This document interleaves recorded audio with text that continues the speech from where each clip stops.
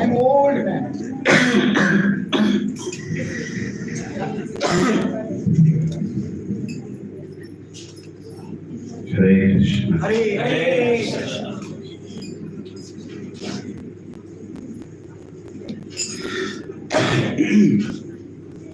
Oh hey Vaishnava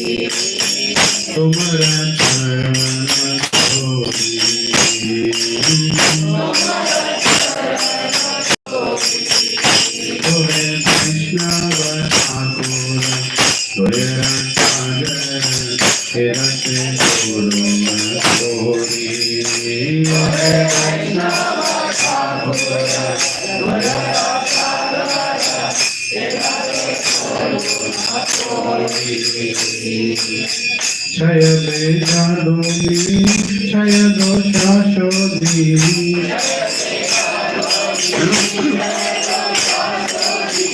Shaya Vedadoni, Shaya Dosha Shodhi,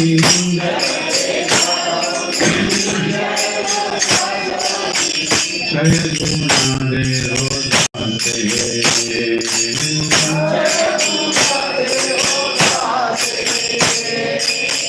Shaya Gunade Rodhate,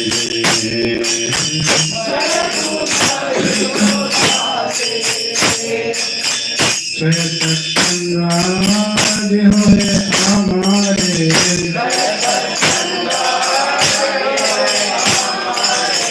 Shaya Satsanga Hoye Hamare,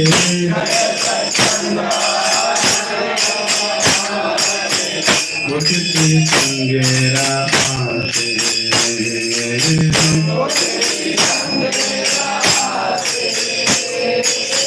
Bhakti Sangera Aate,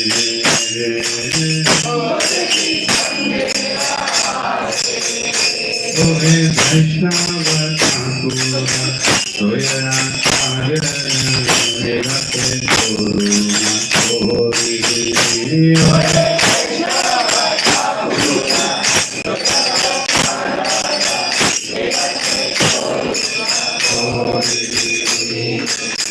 Ekati Amara Nahi Kajapana,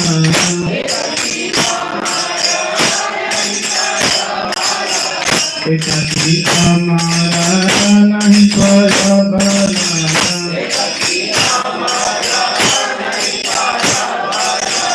Hari Nama Sankirtane,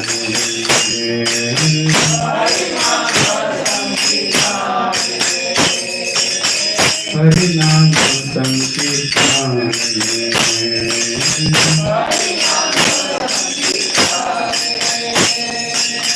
Tumi Krita Kori Shagati Jodiya,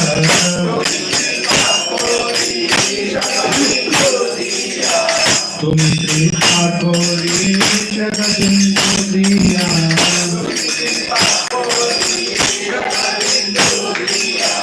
Deho Krishna Nama Sane,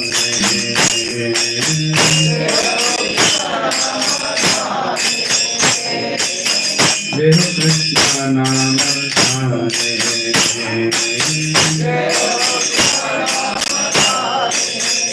Ohe Vaishnava Thakura, Doyara Sagar, Vedate Koruna Kori, Ohe Vaishnava Thakura,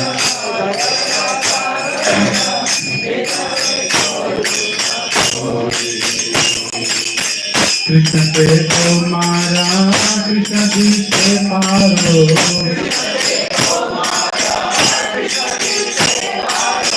Krishna Te Tomara, Krishna Te Paro, Kumara Shakati Ache,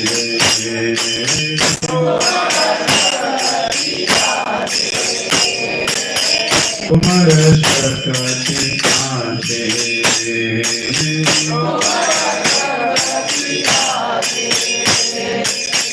Ami to Kangala Krishna Krishna Boli,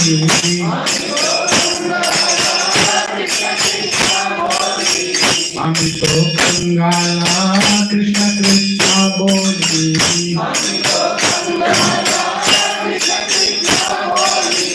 Daitava Ache Ache,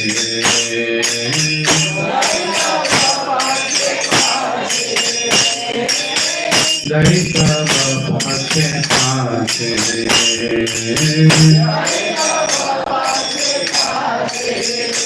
Ohe Vaishnava Thakura, Doyara Sagara, Vedate Koruna Kori, Ohe Vaishnava Thakura, Doyara Sagara, Vedate Koruna Kori, Ohe Vaishnava Thakura, Doyara Sagara, Vedate Koruna Kori.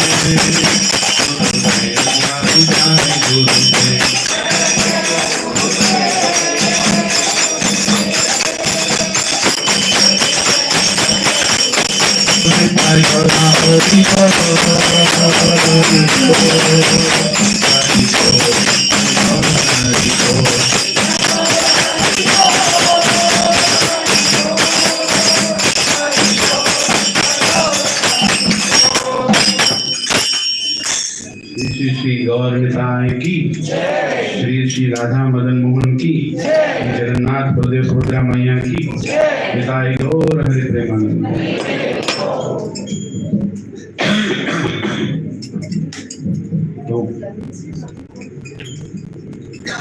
ओम अज्ञानतिमिरान्धस्य ज्ञानाञ्जनशलाकया चक्षुरुन्मिलितं येन तस्मै श्रीगुरवे नमः।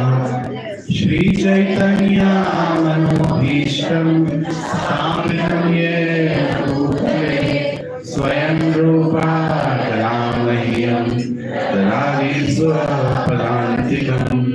वन्देऽहं श्रीगुरो श्रीयुतापदकमलं श्रीगुरून् वैष्णवांश्च श्रीरूपं साग्रजातां सगना रघुनाथान्वितं तं सजीवम्। सजीवं साद्वैतं सावधूतं परिजना सहितं कृष्ण चैतन्य देवं श्री राधा कृष्ण प्रदान सहगना ललिता श्री विशाखान्वितांश्च हे कृष्णा करुणा सिंधो दीनबन्धो जगत्पते गोपेशा गोपिका कांत राधा कांत नमोस्तुते भक्त कांचना गौरांगी राधे वृंदावनेश्वरी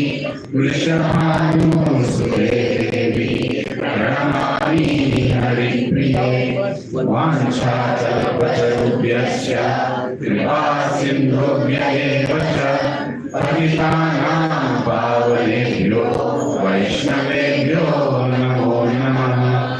जय श्री कृष्ण चैतन्य प्रभु नित्यानंद श्री अद्वैत गदाधर शिवासादि गौर भक्तवृंद हरे कृष्णा कृष्णा कृष्णा हरे हरे हरे राम राम राम हरे हरे। ओम नमो भगवते वासुदेवाय।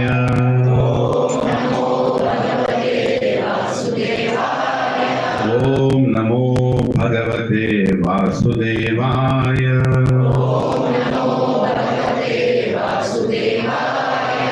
ओम नमो भगवते वासुदेवाय।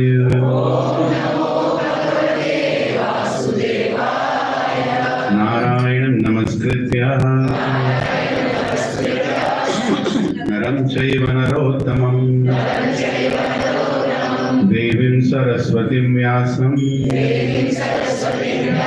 ततो जयमुदीरये। नष्टप्रायेषु अभद्रेषु नित्यं भागवत सेवया भगवती उत्तम श्लोके भक्तिर्भवती नैष्टिकी। कृष्णाय वासुदेवाय देवकी नंदनाय च नंदगोपकुमाराय गोविंदाय नमो नमः। नमः पंकजनाभाय नमः पंकजमालिने नमः पंकजनेत्राय नमस्ते पंकजांग्रे। नमो महावदन्याय कृष्ण प्रेम प्रदायते कृष्णाय कृष्ण चैतन्य नामिने गौरद्विषे नमः। नमो ब्राह्मण्याय देवाय गौ ब्राह्मणाहिताय च जगद्दिताय कृष्णाय गोविंदाय नमो नमः। नमः ओम विष्णुपदाय कृष्ण प्रष्टाय भूतले श्रीमते भक्ति वेदांत स्वामी नामिने। नमस्ते सरस्वती देवे गौरवाणी प्रचारिणे निर्विशेष शून्यवादी पाश्चात्य देश तारिणे। जय श्री कृष्ण चैतन्य प्रभु नित्यानंद श्री अद्वैत गदाधर श्रीवासादि गौर भक्त वृंद। हरे Krishna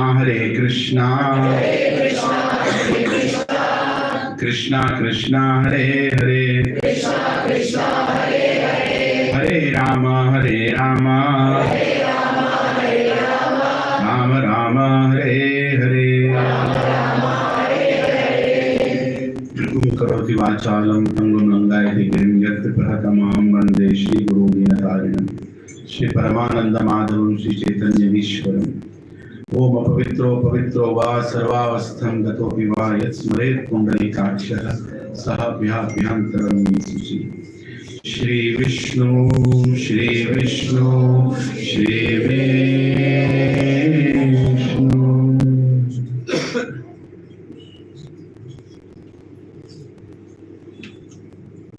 Hare Krishna, Hare Krishna, Hare Krishna, Krishna Krishna, Krishna Krishna, Hare Hare, Hare Hare, Hare Ram, Hare Ram, Hare Ram, Hare Ram, Ram Ram, Ram Ram, Hare Hare. Hare Hare.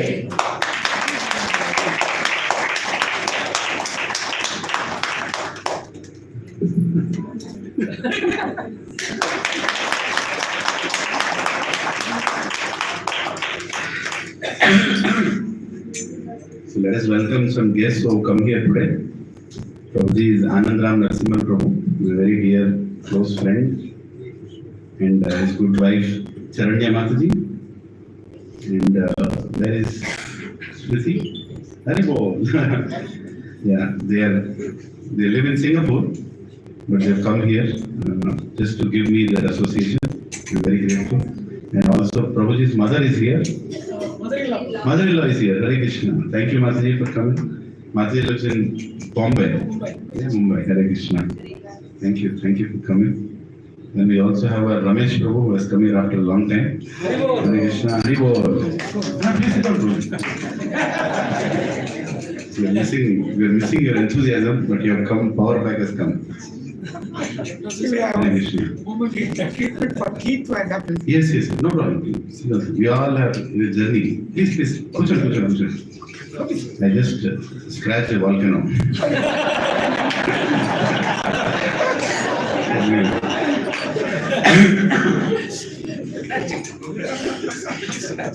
We also have Dasaraj Prabhu, who has come from Kenya.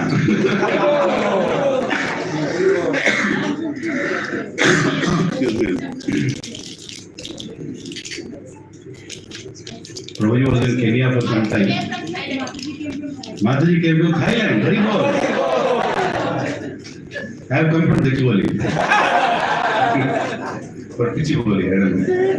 They're now calling Kachipuri International Society.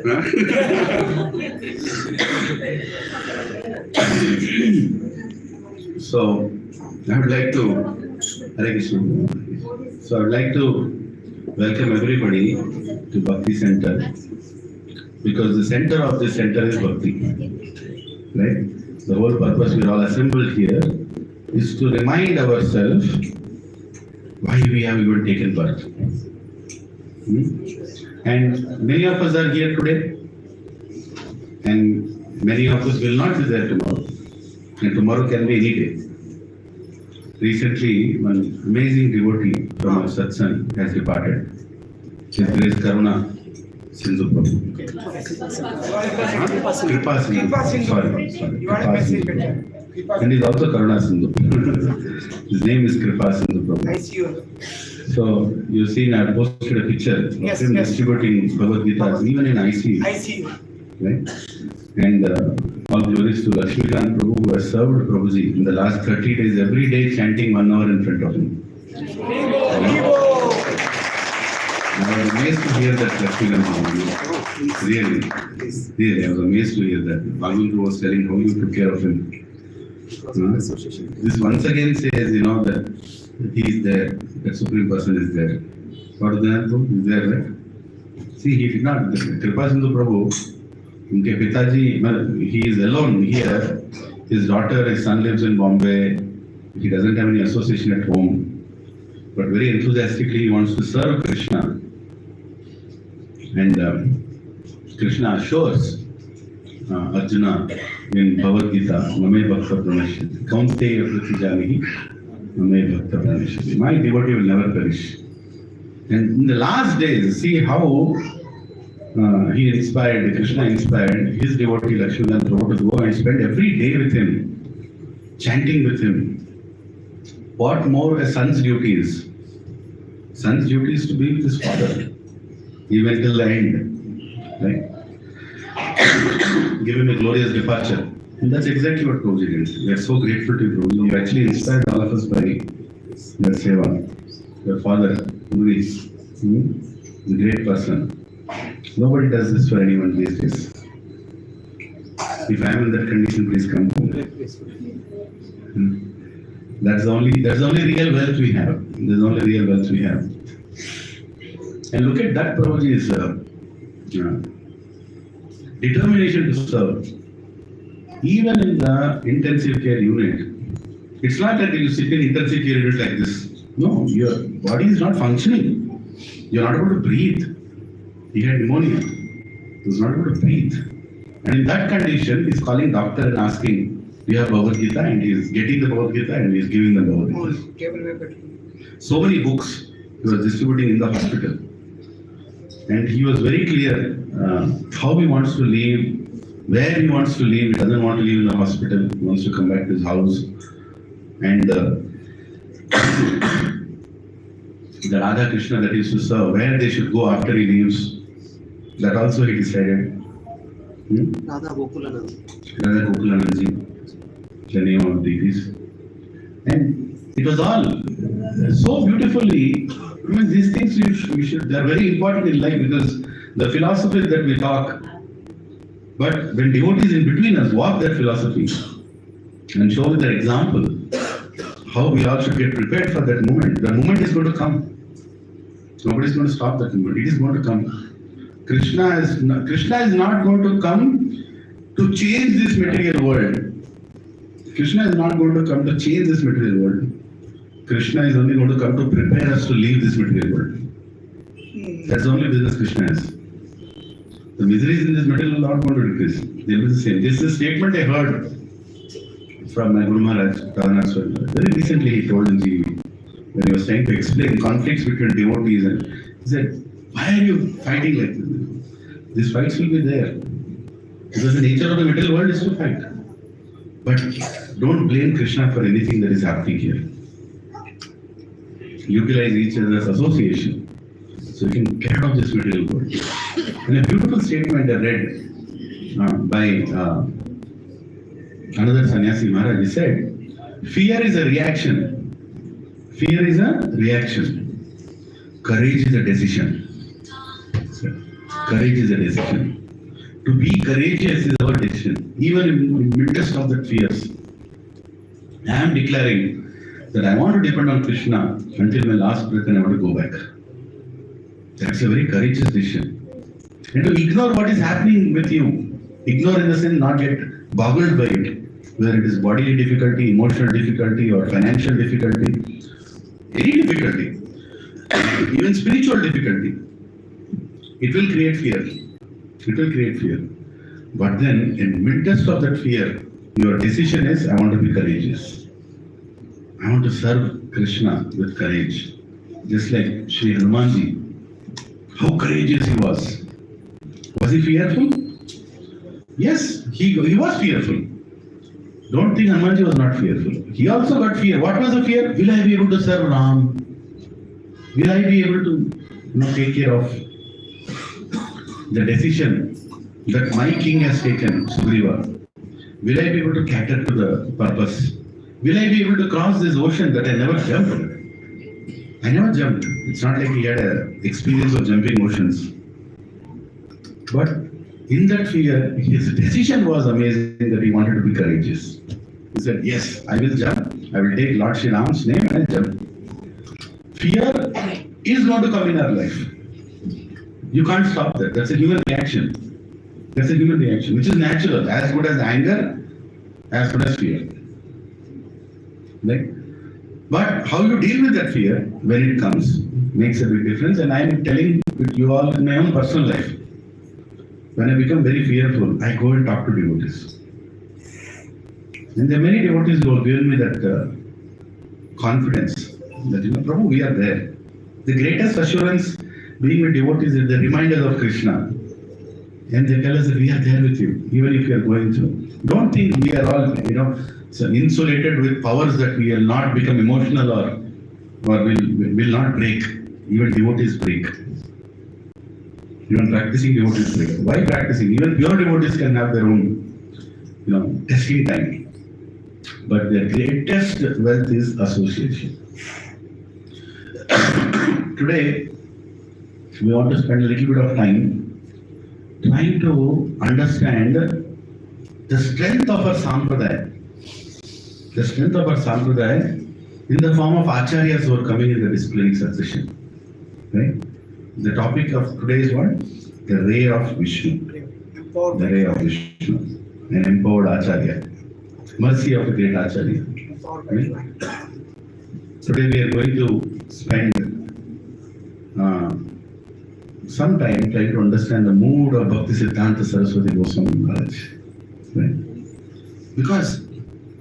Because of him we are all sitting here. Because of him we are all getting this mercy. Recently we celebrated his disappearance day.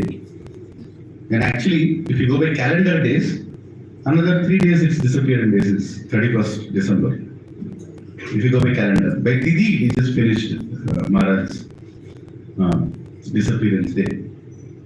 So why is he so special? What is the speciality of this personality that you can see on the altar?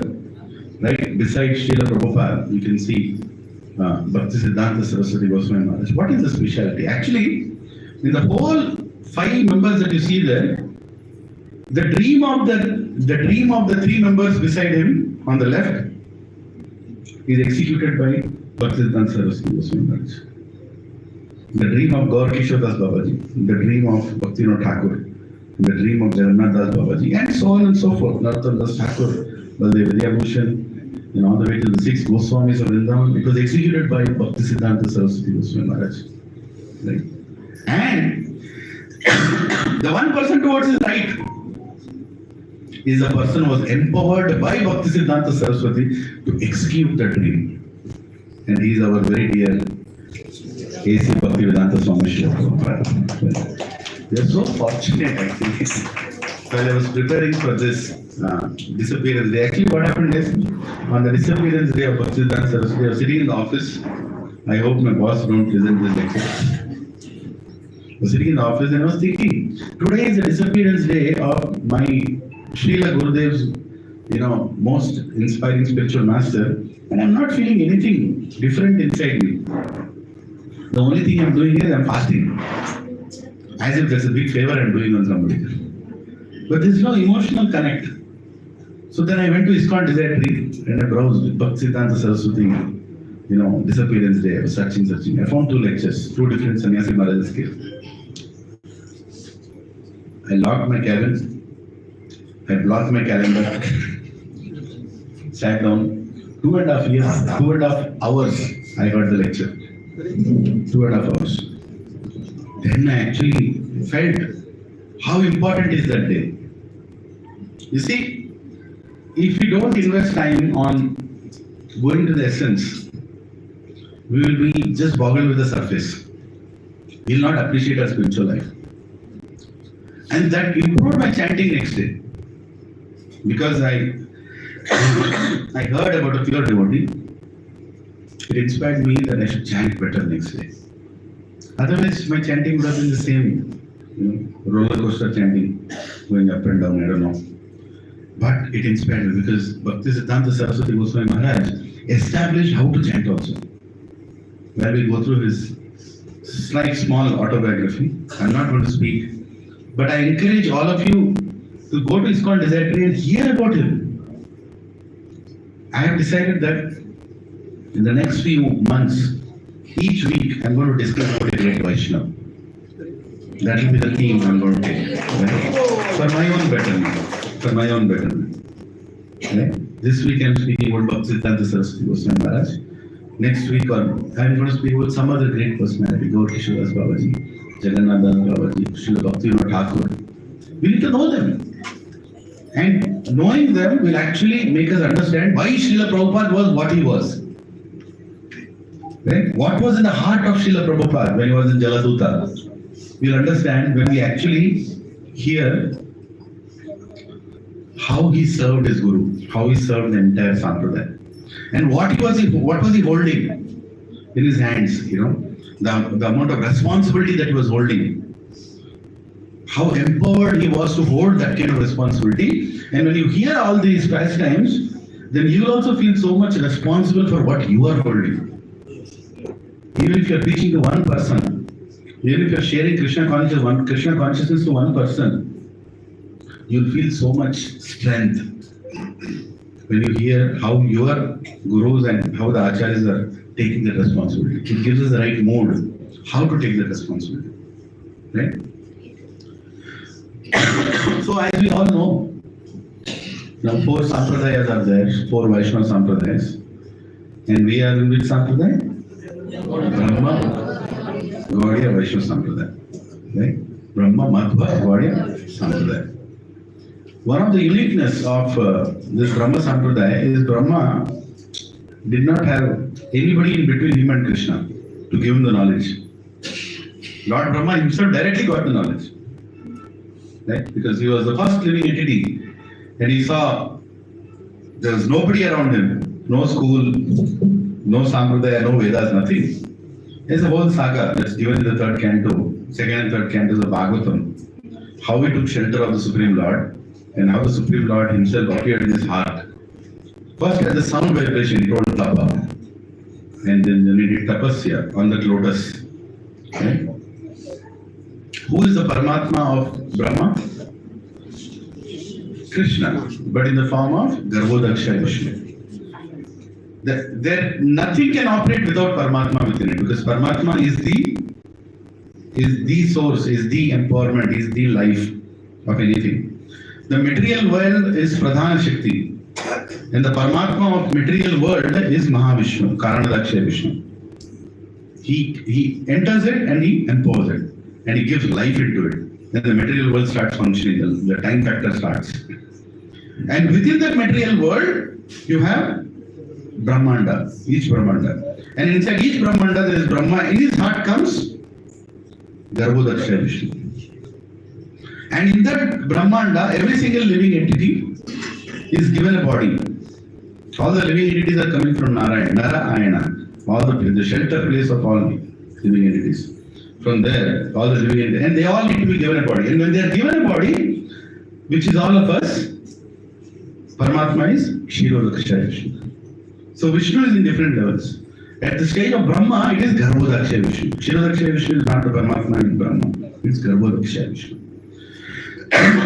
So this Garbhodaksha Vishnu, when he imparted that knowledge onto Brahma, then he made Brahma ready.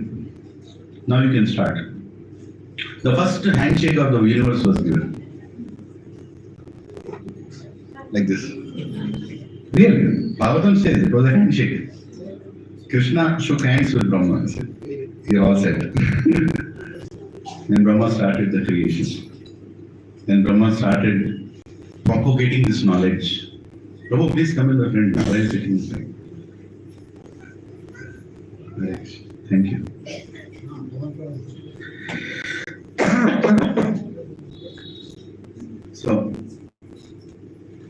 So Brahma gave that knowledge to Narada, right?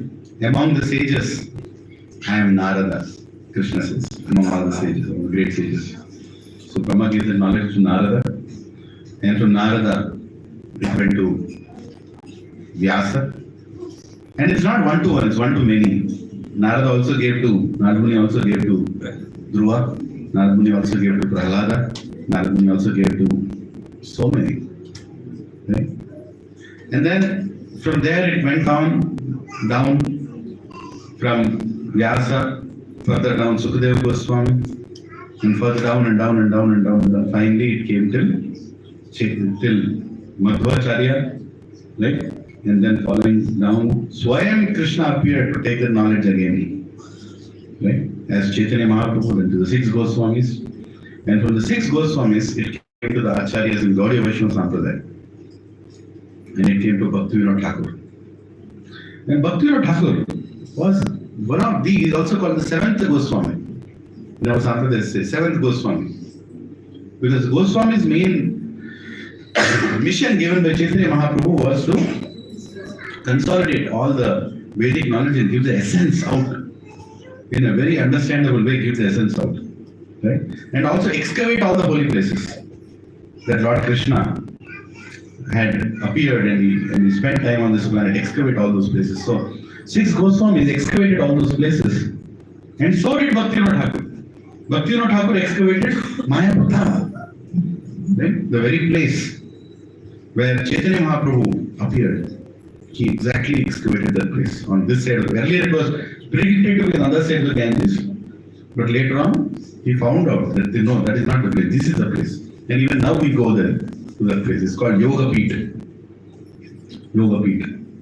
Where all the Tulsi plants were growing and beautiful effulgence light was coming. And Bhaktivinoda Thakur could see from his house and say, this is the place. This is the place where Mahaprabhu had appeared. Mahaprabhu had appeared.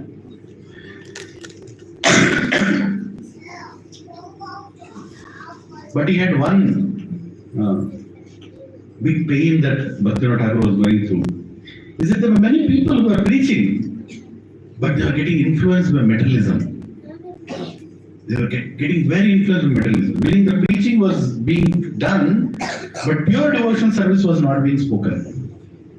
And there was a division coming across between devotees and Vaishnavas. Sorry, Vaishnavas and Brahmanas. Vaishnavas and Brahmanas. There was a divide that was coming. Brahmanas were not understanding the heart of Vaishnavas. And Vaishnavas were struggling to put across their point because of the rejection in society. At that time, Bhaktivinoda Thakur intensely prayed that I am not able to do. And though Bhaktivinoda Thakur wrote so many bhajans that we sing, right? Bhaktivinoda Thakur, what a great Acharya. He himself is the most empowered Acharya. But he felt that, hey Krishna, I need an empowered person who will come and help me in this mission to establish pure devotional service. And with his intense prayers, remember, prayers are very, very intense. It's not like, okay, I need, if you send it's okay. No, he said, I want that person to appear who is going to help me in this mission. And Acharya explained it was a ray of Vishnu. Right? Like a ray of sun, a ray of Vishnu appeared on this planet in 1874 in the house of Bhaktivinoda Thakur. Right? Beautiful child. And one of the amazing part of his appearance was why he appeared, the umbilical cord of his mother inside the womb was circulating his neck and then also circulating like a Brahmanical thread. And when the child came out, they were shocked. Hey, what is this? It doesn't happen like that. Umbilical cord is everywhere, here and there. But perfectly with marks, it appeared, where there is Kantimala and there is Brahmana thread, the sacred thread. He appeared with that. And as soon as they were shown, Bhaktivinoda Thakur showed his child. Bhaktivinoda Thakur had many sons. But this son was most asked for with lot of prayers. And then Bhaktivinoda Thakur showed this child to some astrologers and some great people. They told this personality who has appeared in your house is not an ordinary personality. Nobody appears like this. Nobody appears on such auspicious time. And he has appeared with your prayers. He is going to change the world. He is going to do something great for the whole planet. It was predicted. And he was appeared, and that time Bhaktivinoda Thakur was serving in Jagannath Puri as a head priest and also as a magistrate. And his house was on the path of the Rath Yatra. Now also we go to the Gaudiya Math, which is actually the house of Bhaktivinoda Thakur. And the Rath came out, and that time he was 6 months old. Bhaktisiddhanta Saraswati Thakur was 6 months old. And the Rath came. Just imagine the Rath is going and the Rath just stopped. The huge Rath that is built and being pulled by thousands of people, it didn't move. It just stopped. And they're like pulling it. Now there is no logic behind it. The wheels are intact. It was just moving till now. It just stopped. And they were pulling and pulling and pulling and pulling. The Rath is not moving. Normally Jagannath is supposed to reach Gundicha but by that evening. Even now sometimes he has a leela, he stops. One night he spends on the way and then next day he goes. But this time it was not like sunset stop, it was even before the sunset it stopped. And they were not able to pull, they were in anxiety. Second day they were pulling. People are coming and saying what went wrong, any joint, any wheel mein kuch alloy, something went wrong. It's all made of wood. There's no metal inside. It's completely wooden made Rath. It's not moving. And people didn't know why it was not moving. And they pulled and pulled and it was not happening. The repair work is going on, and during that time, the mother of Bhaktisiddhanta Saraswati Goswami Maharaj, she took her child. He said, Rath is anyway standing in front of the house. Why don't my son get the darshan? Actually, child is not taken out. In older traditions, for a certain period of time, child is not taken out, shown to the whole world. He was already 6 months old. So she took him out. And she took him to the Rath. And she kept him on the Rath. Just made him sleep like this. And Bhaktisiddhanta Saraswati Goswami Maharaj opened his eyes and is looking at Jagannath. And Jagannath, such big eyes, is looking down. Right? And as soon as looking down, tough garland just came out of Jagannath's neck and fell on the child directly. People are astonished. Now this was like, happening in front of everyone. Wow. And the garland just directly fell on the child. And the Rath moved. Right? Everybody was astonished. What is going on here? And Bhaktivinoda Thakur was told about this leela. That your son, he took darshan of Jagannath and the Rath moved. Immediately Bhaktivinoda Thakur named his son. That my son, he got the prasad of Jagannath. And the prasad of Jagannath first goes to Bimala Devi. So his name is Bimal Prasad. Right? So his name was Bimal Prasad. Right? And then he was not like any other child. He was very determined, very focused. He was a sannyasi by birth. Right? Like, sannyasi means totally renounced and totally fixed and determined what he needs to do in this life. And 3 years old. Then he saw a mango in his house, and famous incident, he took the mango and started eating the mango. And his father just on the way told, hey Bimal Prasad, that mango is not offered yet. To Jagannath, it's not offered yet. And he completely became so affected by that statement of his father that he kept the mango aside. And later on, next day when his mother was giving him another mango after offered, he said, no, I don't want to eat mango. I have done an offense. I have tried to enjoy this material world where it is for the enjoyment of the Supreme Lord. Hare Krishna. And not that season, until his disappearance from this world, he did not touch a mango. He said, this is not a fruit that I can accept because I have done an offense to Lord Vishnu. My God. We can't even think of enacting it, can we? Huh? That too mango. Mango to vetkoda kashtam. Right? 10 varieties that mango comes especially.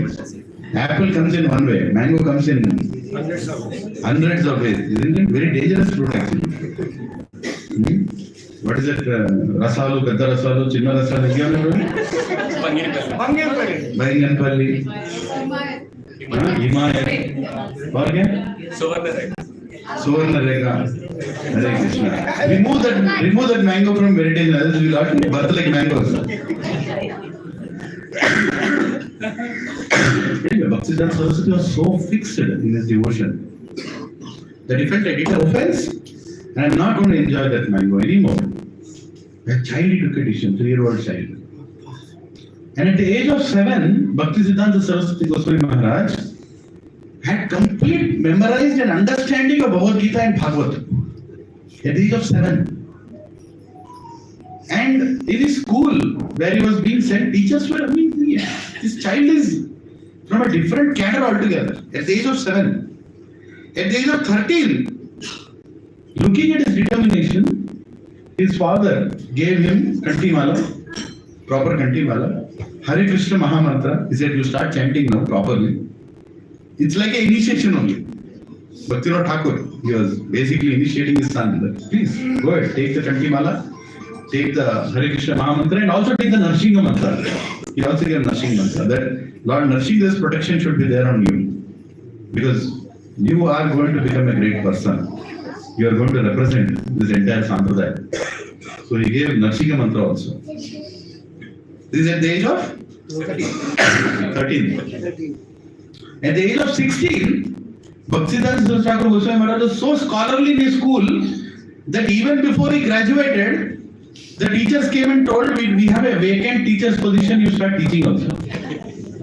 Because you are so expert in what you do.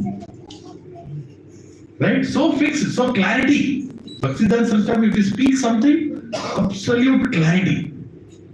With full backed up Shastra. Right? And he even wrote a book on astrology at the age of 16. And looking at the scholarliness, they told him, you are Bhaktisiddhanta. Siddhanta Saraswati, the name he got at the age of 16 in his school. And he told, please go ahead and, teach. You are better than us as a teacher. Why don't you start teaching? He was actually teaching. And he opened a club, in his college. He opened a club. And he named that club as August Assembly. August Assembly. Britishers were there at that time, so he named it August Assembly. And the only thing that will be discussed in that club is about bhakti. He told any child, anybody can come and represent the club and give a lecture on bhakti. You know what? Teachers are wondering, what kind of a club is this? And what can we speak in this club? And all the students, senior, juniors, they are like, what can we talk in this club? And it is not a normal topic. Bhakti, the highest epitome of devotion, this is the topic in his seminars. And seminars happened every week in that club, but the surprising part is only Bhaktisiddhanta Saraswati used to do those seminars. So nobody else could match his kind of scholarliness in giving those seminars. And when the time came for graduation, he was going to get graduated. He told, I don't want that graduation. Why? He told, if I get graduated, I'll get recognition. If I get recognition, then I'll be known in the whole city and the whole state. Then somebody will want to give his girl to me. They'll go and talk to my father and then get married. And if I get married, I forget devotion. My whole track of my mission in life will be affected. So I don't want this degree. See how he worked back the whole thing. He was very resolute. And he did not take the graduation. He said, I don't want that graduation. Though he was given, Siddhanta Saraswati title, even before graduation, he said, I don't want that graduation itself. It's of no use for me. There's no point in even, having a degree which is going to divert me. So, looking at his scholarliness, once Jagannath Das Babaji is in Hare Krishna. I'm getting a lot of Mahaprasad here. Step sills, not cough sills. Okay, thank you.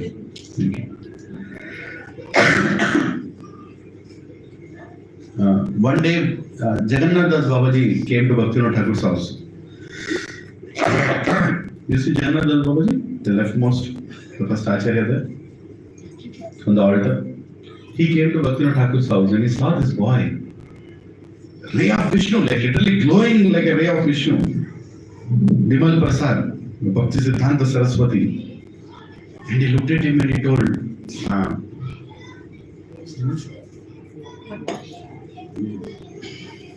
I have my special kada today. I don't know whose bottle this is, but all symbols and like chota bache ka.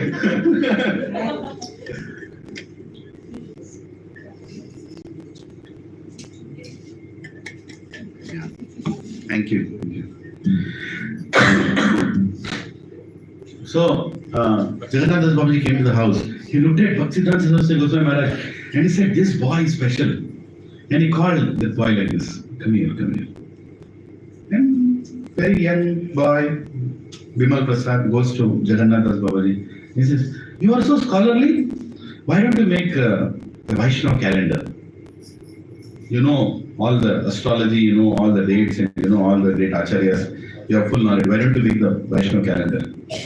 And then Bhaktisiddhanta Saraswati, for the first time, he made the Vaishnava calendar, and is the very same Vaishnava calendar we are using till now. Right? All the dates of all the great acharyas, on which day, what happens, Ekadashi Tithi, this, everything, he put it across. And the Vaishnava calendar was made. Then as Bhaktisiddhanta Saraswati Goswami Maharaj was growing, he used to write some letters, some white paper, you can call it white paper in today's language, something on research paper. He used to write and he used to send to his father. And Bhaktivinoda Thakur would read that and he was so happy, my son, the ray of Vishnu has been answered, my prayer has been answered. What a great understanding my son has. And he always had a desire that my son should start speaking in public now. The time has to come, he has to start speaking in public. And the moment was created. There was a big conference called for in Vrindavan, whereby there was a big clash happening between Vaishnavas and Brahmanas. And Brahmanas were reduced to ritualistic people, smarta Brahmanas. They would tell, pray and continue to sin. Pray and continue to sin. Whereas Vaishnavas say, pray and stop to sin. It was not about doing some ritual and continuing to sin. And Brahmanas were not ready to agree anybody except born in their own caste as worshipable people, or people who can do services to God. And especially Goswami Brahmins, they were holding the deities of Krishna from the past, and they treated those deities as their family property. The temples are their family property, and they would not allow any Vaishnava to come and do any prayers there. Then they decided that the only person who can give a proper answer to them is Bhaktisiddhanta Thakur. Bhaktisiddhanta Thakur has to come and do this. And Bhaktisiddhanta Thakur agreed, and everybody were very happy. Even Radharaman temple head at that time was very happy. Oh, Bhaktisiddhanta Thakur is coming, yes! Oh yeah, Khatam. You people, he'll defeat you with all your own arguments. You're all quoting Shastra, right? He's going to quote Shastra. So Bhaktisiddhanta Thakur was all prepared to come to that event, but just before the event happened, he fell sick. He could not even get up. And this news went to all the people who were conducting this conference, and there was so much anxiety that especially the pure Vaishnavas were like, who will come and represent us? In that time, Bhaktisiddhanta Thakur remembered the letters that his son writes. He said, it's the right time for Bimal Prasad to go and represent the Vaishnava cult. It's the right time. And he sent a letter to Bhaktisiddhanta Saraswati Goswami Maharaj that, my dear son, now the right time has come to go and serve. So he came to Vrindavan. And he was a young man in his 20s. And all these Brahmanas are sitting there, Goswami Brahmins and all are like in their 60s, 80s, 90s. The scholar, big scriptures in front of them, all Shastra knowledge. So many pravachans each one has done. So much name and fame everybody has. And just imagine, a 20-year-old person is entering into that arena and nobody knows about him. But they knew one thing, that if Bhaktisiddhanta Thakur has sent him, something is there. So Bhaktisiddhanta Saraswati Goswami Maharaj comes there, and the first thing is he starts praising the Brahmins. And Brahmins are like, oh, he's our person. He's praising us. Especially Brahman is this, Brahman is that. You people are here. I am so honored to be in between you. I am so humbled even to speak in between you. Bhaktisiddhanta Saraswati was a lion guru. But he was the most humble guru also. Very humble. With his humility, he praised Brahmins. And Brahmins were like, very nice, keep going. Then he said, now I praised Brahmins, now I will tell you the qualities of a Brahman as explained by Lord Krishna in Bhagavad Gita. And he started naming one quality. Qualities of Brahman from Bhagavatam, he started. From Manusmriti, he started quoting. And he started quoting Prabhu's Bhaktisiddhanta Saraswati Goswami Maharaj started quoting the scriptures. And the Brahmins sitting there were like, their jaws were dropping on the floor. What level of knowledge this person has. He was quoting from Upanishads, he was quoting from Puranas, Itihasas, Samhitas, Vedas, Smriti, Shruti, everything. He was just quoting. And at one point, Brahmanas felt we are not Brahmanas. Because the qualities that you are telling, they are not there in us. What are you quoting? We thought that we are Brahmanas, but we are not Brahmanas. Right? In Bhaktisiddhanta Saraswati, third step. Then he started quoting who is a Vaishnava. First, praise the Brahmanas. Second, explain who is a Brahman. And third, explain who is a Vaishnava. And when he started quoting from scriptures about the qualities of a Vaishnava, one Brahmin started getting, going a little back. Thoda piche. Then after that, one started running away also. Because what kind of a quotations he was giving from Bhagavatam? He was literally singing Bhagavatam out. Singing Bhagavatam, chapter by chapter. He was just going, and quoting from all authorized sources.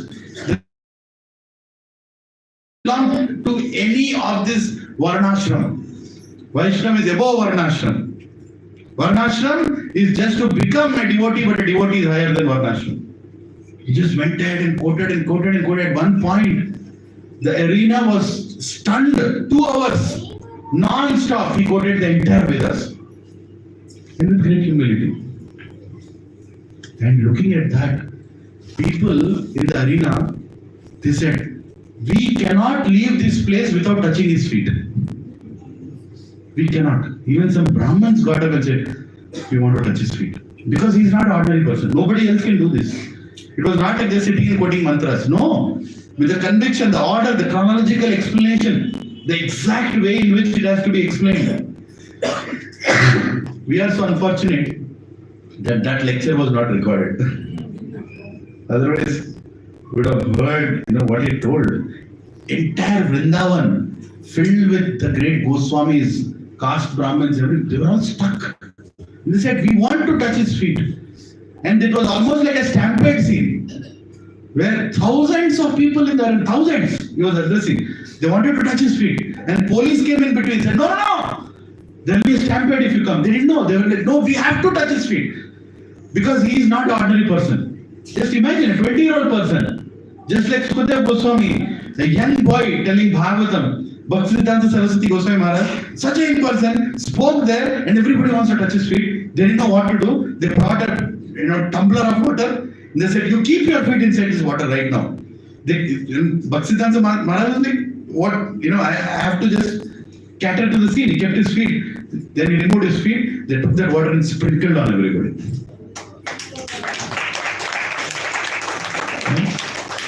Because at least be satisfied like this. That you have not touched his feet. It's not possible, humanly possible to come and touch his feet. But your desire is fulfilled. And so, he was worshipped. And there are some great, there is one Radha Raman Charan Babaji, very famous scholarly Babaji, Radha Raman Charan Babaji. But he was a Sahajiya, but very famous in Vrindavan. Everybody would go and worship him, right, for his knowledge. And he introduced a new mantra also, called Nitai Gaur, Radhe Sham, Hare Krishna, Hare Ram. But that is not the mantra that Mahaprabhu gave. Nitai Gaur, Radhe Sham, Hare Krishna, Hare Ram. Acha lagta hai na sunne mein? But that's Apa Sampradaya. So when Bhaktisiddhanta Saraswati Goswami Maharaj was giving a lecture, this Radha Raman Charan Babaji, he came and sat in that lecture. And he was hearing to Bhaktisiddhanta. And he himself was a great scholar. Everybody are watching. Bhaktisiddhanta Goswami Maharaj did not even look at him. He just was giving the lecture and he left. And after that, this Radha Raman Charan Babaji, he went to Bhaktisiddhanta's father, Bhaktivinoda Thakur. And he told him, Bhaktivinoda Thakur, paid him obeisances and pranam. He said, thank you for coming here. We are fortunate that you are here. Very respectfully. And then he told, this Babaji went and told Bhaktivinoda Thakur, your son, he did not even look at me, he ignored me. Like that he told. Like Bhaktivinoda Thakur did not tell anything. He said, my son, he for some reason he hates Shaziyas, he told. He didn't tell anything. He just said, my son, he hates Shaziyas. And this person was like, are you trying to tell me I'm a Sahaji or are you telling what? Or he didn't tell anything. Bhaktivinoda Thakur just smiled. But Bhaktisiddhanta Saraswati Thakur was like that. Very, very grave. Very, very grave. So this was, after that, one day Gaur Kishoredas Babaji, he came to see Bhaktivinoda Thakur and he looked at Bhaktisiddhanta Saraswati in the house in Navadvip. Now they were in Navadvip. Given to him by his guru, Bhagavad Das Babaji, another great scholar who was the guru of Gaur Kishoredas Babaji. Right? Of course, Bhaktivinoda Thakur is also an inspiring Shiksha Guru in the disciplining succession. So he got a hat for him. Just imagine, Gaur Kishoredas Babaji, most renounced person, is getting a hat and giving it to Bhaktisiddhanta Saraswati. And he also gave a thread with knots. And he said, why don't you chant on this? It's a very special thread. Right? And he also gave a tilak. That now you wear this tilak in this way, like that. So special mercy was being given by Gaur Kishoredas Babaji just by looking at Bhaktisiddhanta Saraswati Goswami Maharaj. And Bhaktivinoda Thakur saw this. And he said, Bhaktisiddhanta Saraswati Goswami Maharaj, I think you should take initiation from Gaur Kishoredas Babaji. He likes you. And he's a pure devotee. He's a pure devotee. He is being so much considerate and so much he is giving you gifts. I think you should take initiation from him. Not only for that reason, but he said to go and take initiation from him. And many of you have heard this pastime of Bhaktisiddhanta Saraswati Goswami Maharaj going to Gaur Kishoredas Babaji and saying, can you please initiate me? And Gaur Kishoredas Babaji is like, you Bhaktivinoda Thakur's son, Vimal Prasad, Bhaktisiddhanta, you want initiation from me? I am illiterate. I don't even know how to write Hare Krishna Maha Mantra. I can only chant Hare Krishna Mantra. I don't know ABCD alphabets also. Gaur Kishoredas Babaji, in a literary sense, you can say he was illiterate. But he was most knowledgeable. He had Krishna Bhakti. He said, you are too educated to take initiation and I don't think I can give you initiation. And that day, Bhaktisiddhanta Saraswati Goswami Maharaj felt so miserable that my education, this whole degree, this whole recognition of this world is coming between me and Krishna. Oh Maharaj, if you don't give me initiation, my life is waste. Please, I will not go home. My father told not to come home if you don't take initiation. You have to give me initiation. Gaur Kishoredas Babaji said, see, I have never given anybody initiation. I don't need disciples also. But you are the son of Bhaktivinoda Thakur. I think I have to discuss this matter with Chaitanya Mahaprabhu. Then Bhaktisiddhanta Saraswati said, yes, please, discuss this matter. I want initiation, I want mercy. Okay, you go. I will discuss and tell you. The next day, Bhaktisiddhanta Saraswati Goswami Maharaj again comes to Gaur Kishoredas Babaji. He falls at his feet. Gurudev, can I get initiation? Oh, I forgot to discuss. Bhaktisiddhanta Saraswati Maharaj, the time is, it can come anytime, death can come anytime, right? Anything can happen anytime. I want Diksha from you. I don't want to take any chances. Please, in this life, I want initiation from you. My father has told that you have Krishna Prema. If you don't give me, then what is the point? And please discuss this matter. Please. There is actually a story in Ramanuja Sampradaya also, where who is it? Ramanuja and no. Goshipurna? He says, give me initiation, and he says, okay, I'll give you later. He said, no, now, because I don't know when. I want it now. You better give me now, because tomorrow nobody has seen. Let me remember between whom it happened. It's a very beautiful, famous pastime. It's related to Ramanujacharya only. That urgency initiation was given. And here Bhaktisiddhanta Saraswati is like, please give me initiation. No, you are Surya Siddhanta. Arey, bhaad mein kya Surya Siddhanta?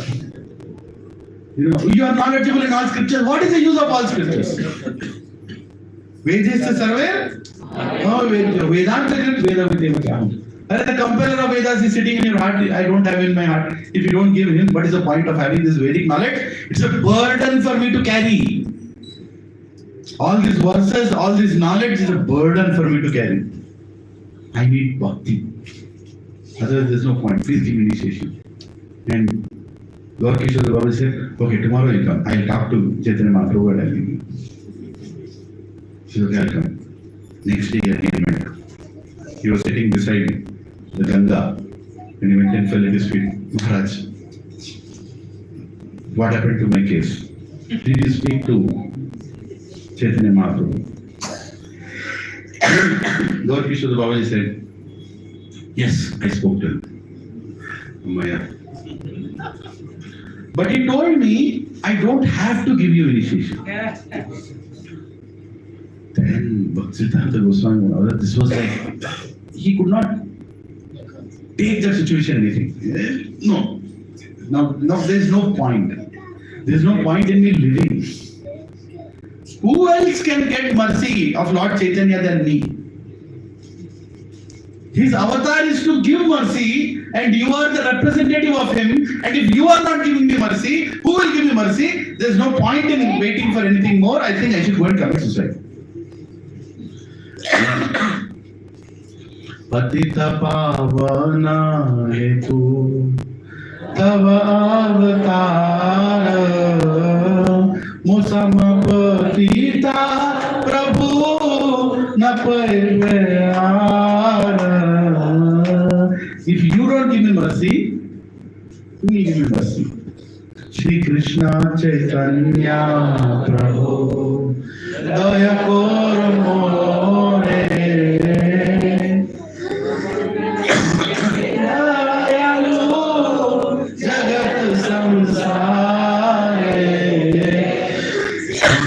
Who else is more Dayalu than you, who has come to deliver the fallen people? And in this sampradaya, if I don't get the mercy, where will I get the mercy? And if you, Prabhu, it's a very serious matter. If he is not going to get initiation, what is the use of all this scholarly recognition and everything that he has got? He has taken birth in a pure devotee's house. He has taken birth in a pure devotee's house. Bhakti-Rod Thakur's house. But even taking birth in the pure devotee's home is not enough. More important is to get bhakti, the shelter of bhakti. Then he said, I'm going to die.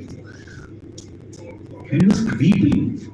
Bhaktisiddhanta Saraswati Goswami Maharaj, such a scholarly person with everything that he had, great family, great siksha, great recognition, great knowledge, pure qualities, all exemplified qualities, defeated all the Brahmins in Vrindavan, had so much recognition everywhere in the world.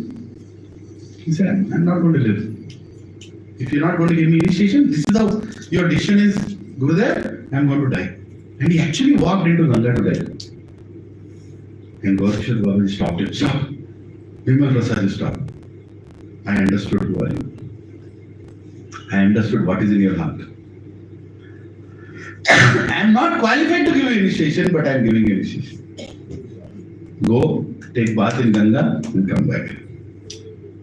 Get purified in Ganga and then come back, I will give you Diksha. So he gave initiation. Right? But this was not ordinary, relationship between a Guru and a Shishya. There was this, I'm just skipping the chronological order, but there is this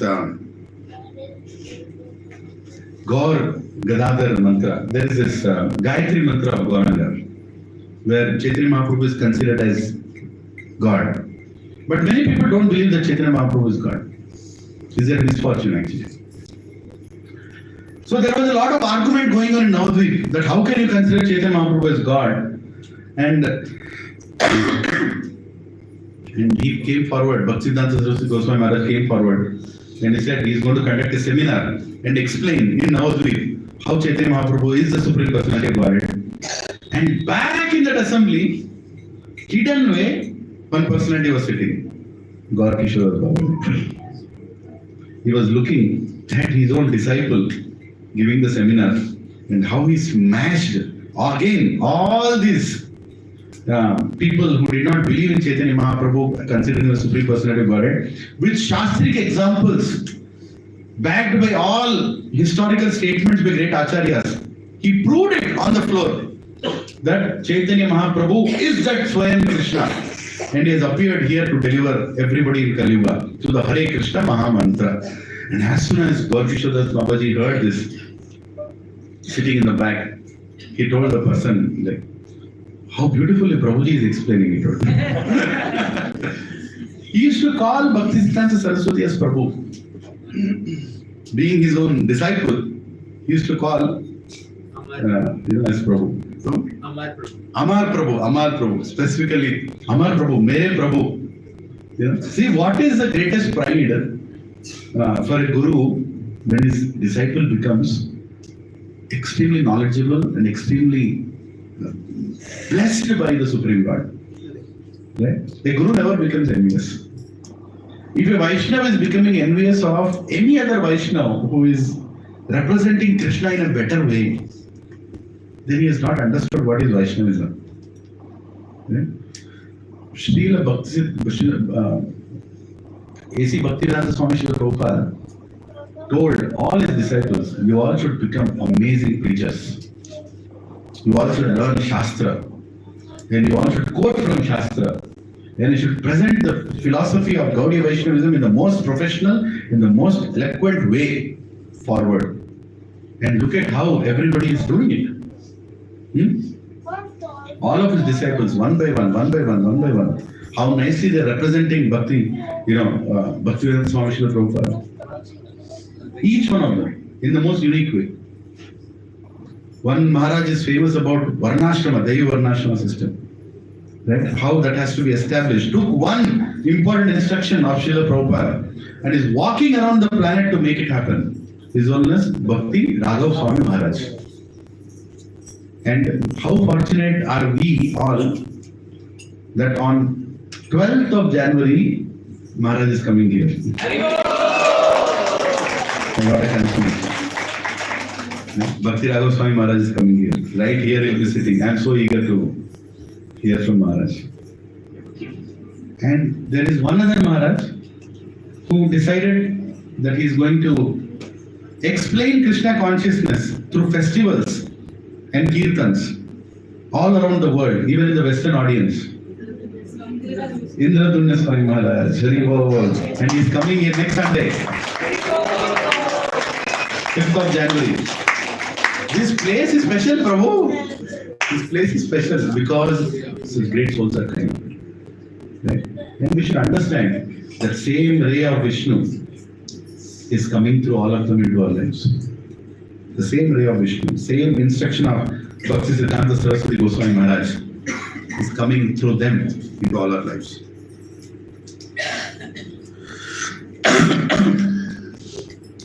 In 1905, after this initiation by Gaurkishore Babaji, Bhaktisiddhanta Saraswati Goswami Maharaj was so scholarly that he decided that now I am going to start my next step of journey.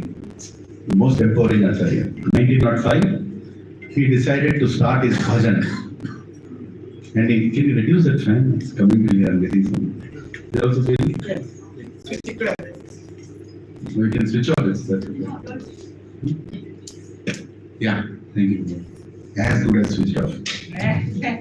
Yes, thank you. So, 1905, he entered the Bhajan Kutir. Now just see Prabhuji, how, and I forgot to tell, in his young age, Bhaktisiddhanta Saraswati Goswami Maharaj was given a deity by his father also, of Kurmadev. He said, you serve this Kurmadev. Because Kurmadev represents foundational strength in our spiritual life.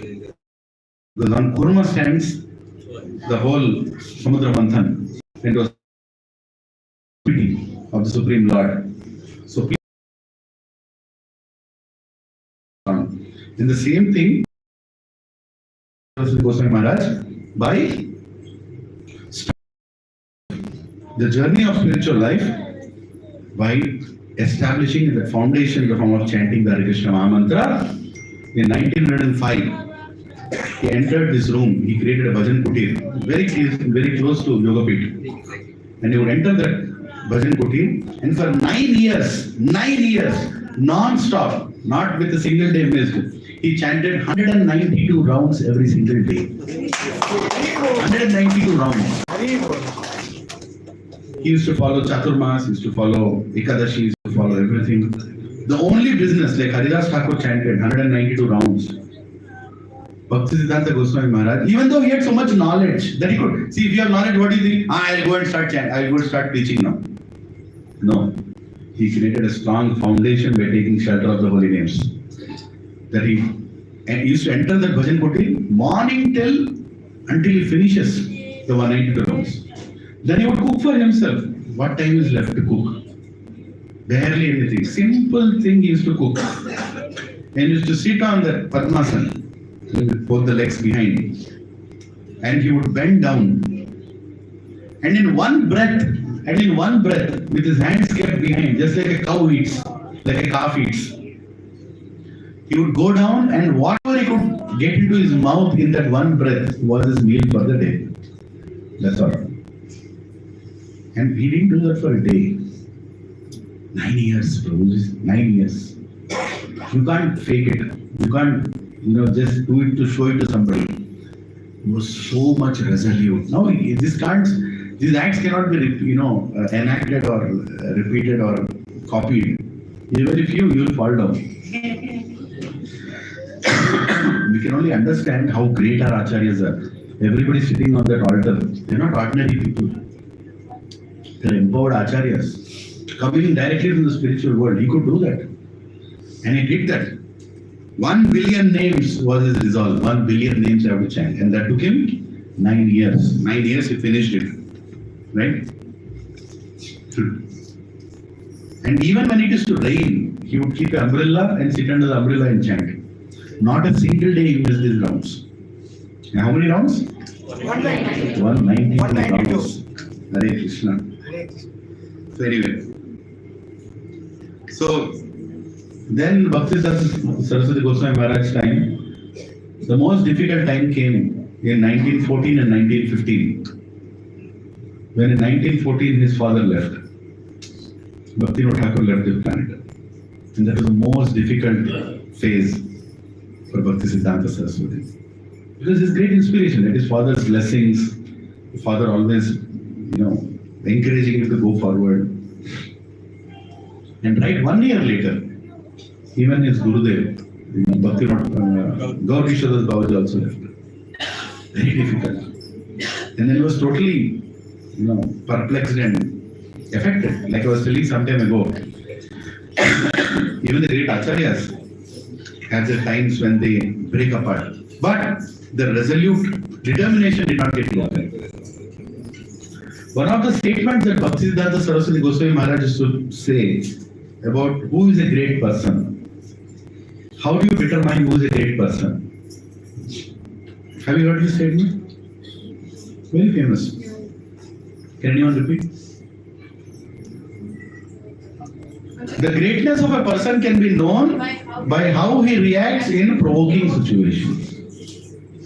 Like how he reacts in provoking situations. Not in ordinary times. Ordinary times you can ask Prabhuji, Mataji, Hare Krishna, Dandavat Pranam, all this is very good. But when things go upside down, right, when there are problems in between devotees also, then there is problem in the mere foundation where your credibility is being questioned. Right? Once Yugal Kishore Prabhu was saying, what if somebody calls you and tells, Prabhuji, that day in the center you were sitting in that corner, right? Yes, Prabhu. One mic set is missing. Can you sleep that day? He didn't tell that you took that mic set. He told you were sitting in that corner and mic set is missing. What will you immediately tell? Okay? Then mic don't have to my stretcher. That day your stretcher will come. I'm a director in Infosys. You think I'll come here to take on mic set? Huh? I'm running on Bhakti Riksha in a community. I already have a mic set. How dare you think that I've taken this mic set? No, Prabhu, I never told you to take mic set. What did you mean then? Huh? This has to be addressed. The whole, the snake, the sankarshan from behind will come out. Immediate. How dare you? So Bhaktisiddhanta Saraswati is saying that the greatness of a person is known by how you react in provoking situations. Now recently I was hearing from a Guru Maharaj, Radhanath Swami Maharaj, he was saying, what does it mean by provocation? What is the meaning of provocation? How do you understand the word provoke? Right?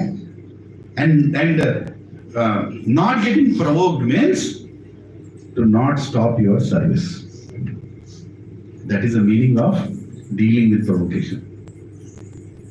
Your provoke means what? You'll stop doing what you're doing. And now you have put me into trouble, so I'll stop. I don't like ISKCON. I don't like devotees.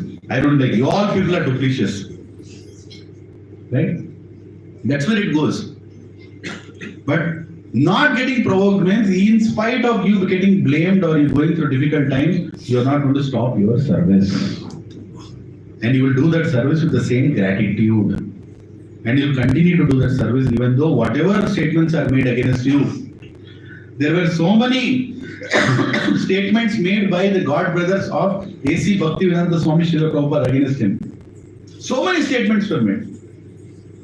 That he is breaking the principles of our Sampradaya. He is creating new rules and distributing. He is giving Brahman Diksha to women. He is giving Diksha to new, young foreign people. He is giving sannyas. Bhaktivedanta Swami Srila Prabhupada, he continued. He continued because he knew what exactly he was doing. He knew the heart of his Guru. Bhaktisiddhanta Saraswati's heart he knew. How was my Guru? And how my Guru established Sankirtan. Right? Even Bhaktisiddhanta Saraswati Goswami Maharaj was so dynamic in his own time. He would go in a car to Vrindavan. And people would say, Sadhu in a car? What kind of a sadhu is he? Say, yes, if it takes me to Vrindavan so soon to do my duty, why not go in a car? What is the problem? Yukta Vairagya principle was established by Bhaktisiddhanta Saraswati Goswami Maharaj. For entire ISKCON for the rest of eternity. We are not Vairagis, we are Yukta Vairagis. This is coming from Bhaktisiddhanta Saraswati Goswami Maharaj. He took some steps that people could not understand. Once he invited, British people to come and approve some land and everything and establish the Yogapeeth temple. He constructed the whole thing. In the construction time, so many difficulties were faced. Funding was a problem. And he wanted proper recognition to come for the opening of the temple because the whole world has to know about Chaitanya Mahaprabhu. And they told the British people will come, but they only like to eat meat. And Bhaktisiddhanta Saraswati said, so be it, serve them meat, let them come. Like, what? How can you say such a thing? He said, yes, why not? For me, establishing Krishna is the most important. He did not cook or give it, don't think like that. But he said, I don't have a problem if they come and eat. I don't have a problem. Because he was looking for a higher principle to establish which will remove ignorance from the society. We cannot repeat, If you want to repeat anything that Bhaktisiddhanta Saraswati Goswami Maharaj does, then first you repeat the 182 rounds in the church. Then we can start thinking about what else. When the construction was going on, the labor in the construction workers, they were like, we want to, they were not concentrating properly, and every 1 hour they are taking break to smoke bidi. Then Bhaktisiddhanta Saraswati Goswami Maharaj goes to them and says, you do the construction, I will make your bidi. I will make your bidi, you concentrate on construction. I will give it to you, don't worry. How can you understand such a Maharaj? A person who is talking the essence of Vaishnavism, the person is such an elevated sannyasi, his actions are beyond explanation, and his disciples' actions, A.C. Bhaktisiddhanta Swami Srila Prabhupada's actions are also beyond explanation. So he's a perfect representative of his Guru. He exactly knew the heart of his Guru. And so much blasphemy was coming on his way. But Srila Prabhupada never stopped. He never stopped. He just continued. And he established his ISKCON society. He gave sannyas to 25-year-old, foreign boy.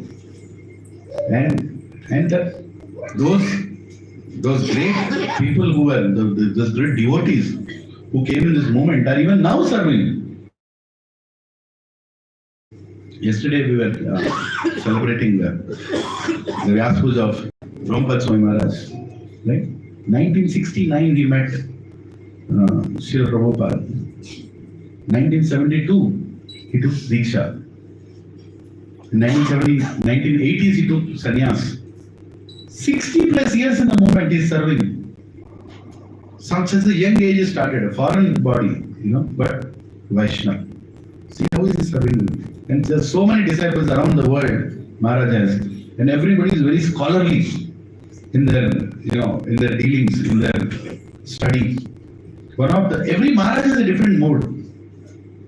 One Maharaj is about doing festivals, one Maharaj is doing kirtans, one Maharaj is about book distribution, one Maharaj. But all the foundation is same. But the focus, structured study and proper answering to Shastra is something that I have seen exclusively in His Holiness Rompa Swami Maharaj disciples. Very structured study and proper answers, question answers. There is a website also, Rompa Maharaj.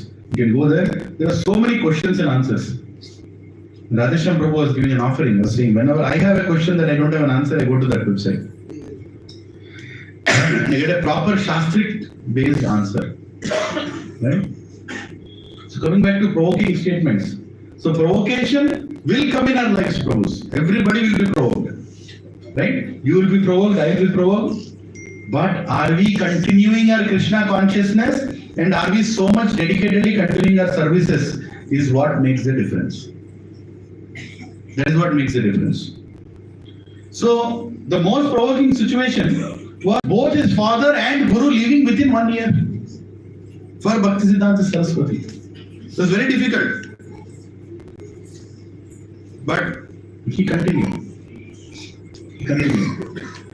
And Gaur Kishodas Babaji, especially after he left, everybody wanted his body. Everybody wanted Gaur Kishodas Babaji's body because he was a very transcendental personality. He would not go and eat in anybody's house. He would go and chant where people used to go for stool. In that area, he'll go and sit and chant because nobody will come to disturb him. I don't want anybody to disturb him. If I sit there, stinking place, nobody will come. So he'll go and sit there and chant. You can't imagine the kind of person he was. And everybody used to call Gaur Kishodas Babaji, please come to our house. So that people will come because he came. So eventually they can raise donations for their temples, for their mutts. And after he died, they said, oh, actually Gaur Kishodas Babaji used to come to our place more than anybody else's place, so we need his body. We will construct his samadhi in our temple. And this news went to Bhaktisiddhanta Saraswati Goswami Maharaj. And Maharaj immediately went to the place where Gaur Kishodas Babaji left his body. And he said, nobody dare touch the body of my Gurudev. I am going to take his body. Everybody is like, what? We are all already having a debate here. The body belongs to us. Who are you to come and claim this body? Who are you to come and tell the body belongs to me? Then Bhaktisiddhanta Goswami Maharaj said, I am his only disciple and I am the true follower of his instructions. Bold statement. And I'm like, what do you mean? We are also following. We used to love Gaur Kishodas Babaji. We also honored him. He said, really? I am going to ask you one question and all of you sincerely answer. How many of you have had illicit sex in your life at least once in your life? If you have had illicit sex even once in your life, you are not qualified to take his body. Everybody are looking at each other, all these Babajis and all these Brahmins and all this, whatever, caste Brahmins, they're all looking, "Hey, what kind of statement is this?" And one police person was standing there. He went and told Bhaktisiddhanta Goswami Maharaj, "Do you want me to verify their answers?" Then they tell that they have done it or not. Bhaktisiddhanta Goswami said, "No, Krishna is verifying. No need to think about that. I am asking them a bold question. Okay, 1 year is too much for you. Anybody who has not had illicit sex in the last 1 month can come and take this body." Everybody is looking at each other. Can you imagine? Now he's making the statement in Navadvip, not like a ordinary place. And then he goes one more level. In the last 1 week, if you have not had illicit sex, come and touch the body of my Gurudev. They are looking at each other. My God, he casts a statement. People are stunned. The police fellow was like, "Really?" Till now they were claiming it. Then Maharaj went one more step. Last 3 days, you did not have illicit sex. Come and take this body. Everybody was like, "You only take the body. You only take the body." Right? And look at the determination of Bhaktisiddhanta Goswami Maharaj. It was so clear. He knew that all these people had a single agenda to make more money. If they make the samadhi of Gaur Kishore Das Babaji in their place, then they will get a lot of money. Right? So, Kulia Gram is the place where he left his body. And then one more thing. When he said, "Okay, I'll take the body," then one of them came and told, "You don't know the desire of your Guru Maharaj. He told the last desire before he left." Then Bhaktisiddhanta said, "What desire are you talking about?" He said, "Yes. He told his body has to be dragged around the entire Navadvip after he dies. Tie his legs and drag his body enter the Navadvip after he dies. So that desire has to be fulfilled." Bhaktisiddhanta said, "What are you speaking? That was the humility of a Vaishnava, that he felt he was so fallen that he is not qualified for a glorious departure. His body has to be dragged around the entire Navadvip so he gets the dust of the Navadvip. But then that is not what we should take it literally. My Gurudev was a pure devotee. My Gurudev was Swayam, a great devotee coming from Goloka. Don't even dare to speak like that." So he took his body and he constructed a samadhi in Kuliagram. And later on, there were floods of Ganga in Kulia. And that's when he shifted the samadhi, literally with the whole land beneath it. The entire samadhi was brought and it was established in Mayapur. Even now, if you go to the temple, the main Gaudiya Chaitanya Gaudiya temple, behind, before the Radhakund and Shamkund, you will see Gaur Kishore Das Babaji's samadhi. How many have gone to his samadhi? Hare Krishna, yes. Yeah, many others who have not gone, please go before your samadhi comes. Take this opportunity, go. Very important. So,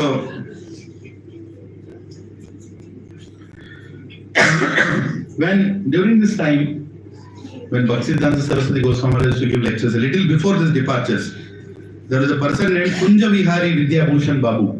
Kunja Vihari Vidya Bhushan Babu used to come and attend the lectures of Bhaktisiddhanta Saraswati.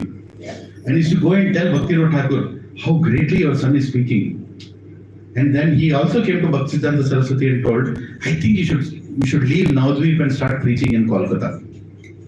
You should leave Navadvip and start preaching in Kolkata. Please come out with this knowledge, with the beautiful discourse you are giving. The whole world deserves to listen to this."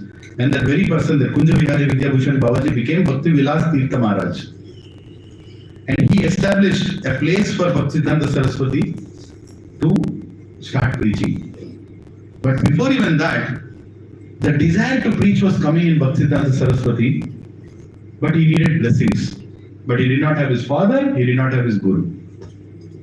Right? Both of them were not there. And they were coming in his dreams. Bhaktisiddhanta Saraswati's dreams. Bhaktivinoda Thakur would come, his father would come, "My dear son, please go start preaching." And in his dream, Gaur Kishore Das Babaji used to come and say, "Please, my dear Bhaktisiddhanta Saraswati. It's about time that you should get up and start preaching. And in his dreams, so many other acharyas were coming in disciplinic succession, telling, now it's time for you. We all are empowering you to go and preach. We all are empowering you. Go, get up, go and preach. How many of you got such any dreams? But he used to get those dreams. Right? And one fine day he got up and said, the time has come.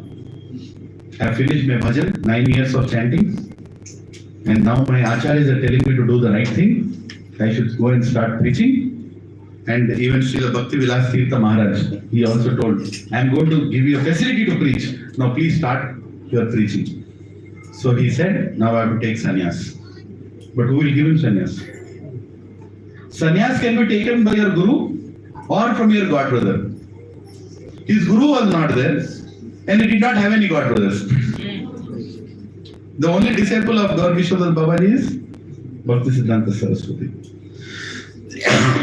So as per the Sri Vaishnava Sampradaya, there is a paddhati in which you can take sannyas even in the absence of your guru from your guru. So he followed that paddhati and he took sannyas from Gaur Vishnu Babaji.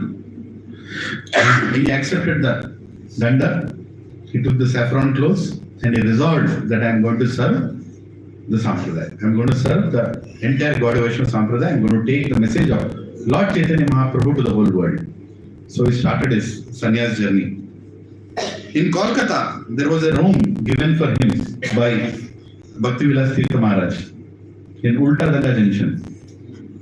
Right? There was a room given. He said, Maharaj, you can start your preaching from here. And sitting in that place, he was writing many magazines, he was writing many articles, Bhaktisiddhanta Saraswati Goswami Maharaj. And one of the most famous magazines that he started, his name is Sajjana Toshini. Right? He started that magazine in which he used to write dynamic articles. Very, very unique way of presenting the philosophy. He used to do that. And he also named a printing press. He started printing press in those days. Right? And the printing press name was what? Bruhad Mridanga. Right? That is the instrument of spreading Sankirtan. People could not understand what is he doing. Even now if you go and tell somebody, hey, what kind of decisions are these? You can't understand. And printing press in those days was a very offshoot idea. Because it's not like you get paper, you can go to a stationery shop and buy paper. Paper was very rarely visible and available. There was a whole license Raj and and to print also so many rules and regulations. But he established a Bruhad Mridanga printing press and he was writing articles and he was going on printing it. And this was done in 1900s. And then came the most important year, 1922, when a great personality was dragged by his friend Narendra. His friend's name was Narendra, and the personality's name was Abhay Charan Babu. He was dragged into the Ulta Danga Junction. There Bhaktisiddhanta Saraswati Goswami Maharaj is giving a discourse on the terrace. And this Abhay Babu is like, I don't want to see any more sadhus. I'm done with sadhus because my father has shown me so many sadhus. No sadhu is the right sadhu. I'm not finding any sadhu right. In that consciousness, and a staunch freedom fighter in Gandhiji's movement, Abhay Babu is dragged by Narendra, saying, you at least see this one sadhu, I heard something great about him, you should meet him. And just imagine, this great personality, Bhaktisiddhanta Saraswati Goswami Maharaj, about whom we are hearing all this while, the greatest scholar, the greatest devotee, the greatest representative of Chaitanya Mahaprabhu, is sitting on the Vyasasana, and there enters Abhay Babu. Just right into that arena. The great two personalities meeting each other. What a... I mean, if I get another birth, I want to be in that scene. Just to see, just to see how it happened. And Abhay Babu looks at Bhaktisiddhanta and immediately pays obeisances. Because the culture was given by his father, Gauramonde, to pay obeisances to sadhus. And both he and his friend, they pay obeisances. Now hear this out. They are paying obeisances, their head on the ground, and even before they lifted the head, Bhaktisiddhanta looks at Abhay Charan there and says, you have to go and preach the mission, the statement, the teaching of Chaitanya Mahaprabhu in English language all throughout the world. Why don't you do that? And he just lifted his head. And he's like, I don't even know you. You don't even know me. And you have given me a mission statement for my entire life. What I have to do for my entire life, you are telling me. Why don't you go and spread this knowledge in English language? And then our very dear Srila Prabhupada sits and hears the lecture of Bhaktisiddhanta Saraswati. And Bhaktisiddhanta Saraswati, the blessing, the ray of Vishnu, blessed by Gaur Kishodas Babaji, blessed by Bhaktivinoda Thakur, blessed by Jagannath Das Babaji, blessed by the 6 Goswamis, is delivering the message of Lord Chaitanya Mahaprabhu. And Prabhupada told that day, hearing the discourse, I gave my heart to my Gurudev. I declared that he is my Guru. Even without asking any question, even without discussing anything, I understood that he is the best representative of Lord Chaitanya Mahaprabhu on this planet, and he is my Guru. He declared in his heart. He didn't say it out. At the end, he was asking a question. When the opportunity came, he asked, "Hey, great Sadhu, Gurudev, you are giving such a beautiful explanation of Lord Chaitanya Mahaprabhu's teachings and what is the goal of life, but how can we implement this goal with this British Raj? I think first we should get freedom, and then we should talk about Bhakti movement and spreading Bhakti across the whole world." And Bhaktisiddhanta Saraswati Goswami Maharaj gave a very simple, straight, clear answer. That the nature of this material world is it always changes. Nothing is permanent. Today British is ruling, tomorrow somebody else will rule. There is no end to the turbulence and disturbance in this material world. Don't wait for the opportunity for any settlement in this material world. There is no settlement. The real freedom is the freedom from birth, death, old age and disease. Emergency moment. This is the emergency moment, spreading Krishna consciousness. We don't have time to wait for anybody. We have to spread the glories of Lord Chaitanya everywhere. And Abhay Charan Babu, Prabhupada himself says, Srila Prabhupada says that when I heard that answer from my Guru, for the first time in my life, I was defeated. Because he was famous in his college for arguments. Nobody would dare to argue anything with Abhay Babu, because Abhay Babu would defeat anybody and he would make sure that he'll convince his point. Have you met any people like that? You meet many people like that. They don't want to hear other perspective. Right? But Abhay Babu's nature was like that. But of course, he's again a pure devotee. Shakti Avesh Avatar, he is coming. Predicted by Lord Krishna in Garga Samhita, that my Senapati devotee is coming. And look at one Senapati devotee meeting another Senapati devotee, and one Senapati defeating another Senapati, and another Senapati is feeling very happy that he got defeated. He has defeated me. And Narendra Babu sitting beside his leg. Abhay Charan Babu is not even arguing. He got the answer and is completely convinced. And the both of them got up and he told Narendra Babu, today I met a great sadhu and I have given my heart to this person. Who are you? He told that. On that very day. And then 10 years later, in 1932, this was in 1922, 10 years later, Bhaktisiddhanta Saraswati Goswami Maharaj was conducting a yatra in Vrindavan. Right? 168 kilometers yatra. 168, like Braj Mandal Parikrama. Some kilometers, like every 25 kilometers, there used to be a pandal. There will be a pandal, there will be prasad, there will be discourse, there will be kirtan. And that was organized. A huge yatra. We can't even imagine doing it today. In those day and time, with so many less facilities, such a big yatra was organized. And every 25 kilometers, with one holy place, lectures were being given. And everybody in that pandal would run around here to all the temples to take darshan.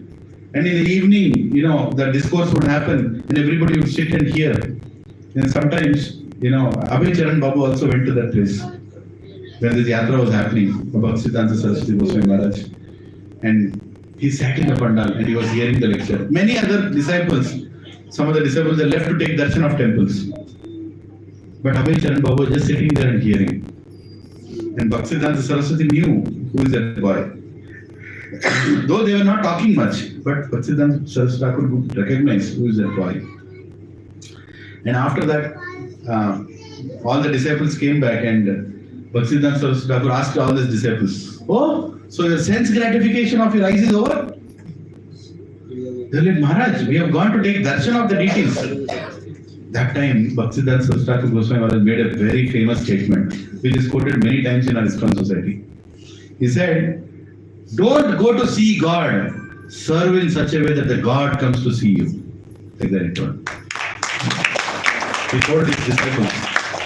And there, Prabhupada was sitting, and he was looking at his Guru. What a scene! You know, he's totally in love with his Guru. As a householder, he was married, and he was seeing his Guru. And one person went and asked Prabhupada, "How do you like his lectures?" And Srila Prabhupada told, "My Guru is so scholarly, I don't understand anything he speaks. But I just like to sit and listen to him." Like that it was. Bhaktisiddhanta Swami Srila Prabhupada, Abhay Babu, sitting there and just hearing. And finally in 1932, after the yatra in Allahabad, by a brahmachari named Lilananda brahmachari. I'm forgetting the name. The devotee. He recommended Prabhupada's name for initiation. Right? After 13 years of him meeting, Prabhupada didn't take initiation just like, he went and took initiation immediately. He was very determined that he is his Guru, but he was preparing himself for that initiation. It is so important, Prabhuji, that we prepare ourselves for initiation. That I'm going to take that initiation vow and have to follow that vow.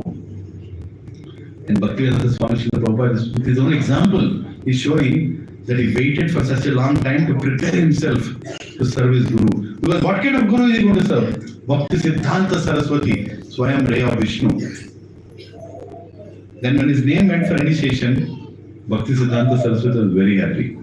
I'm not telling many other details between, some other day we'll discuss the many instances of exchanges between Bhaktisiddhanta and Srila Prabhupada, Bhaktisiddhanta Swami.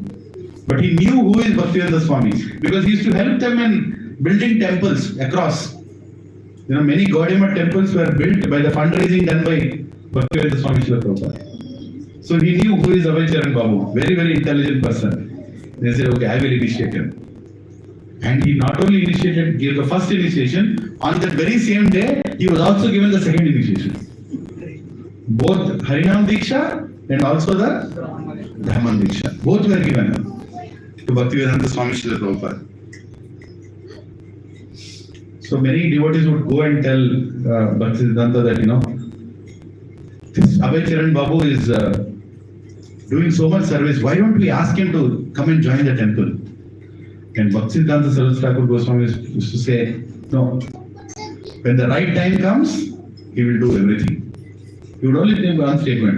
When the right time comes, he is going to do everything that ISKCON needs. He will do.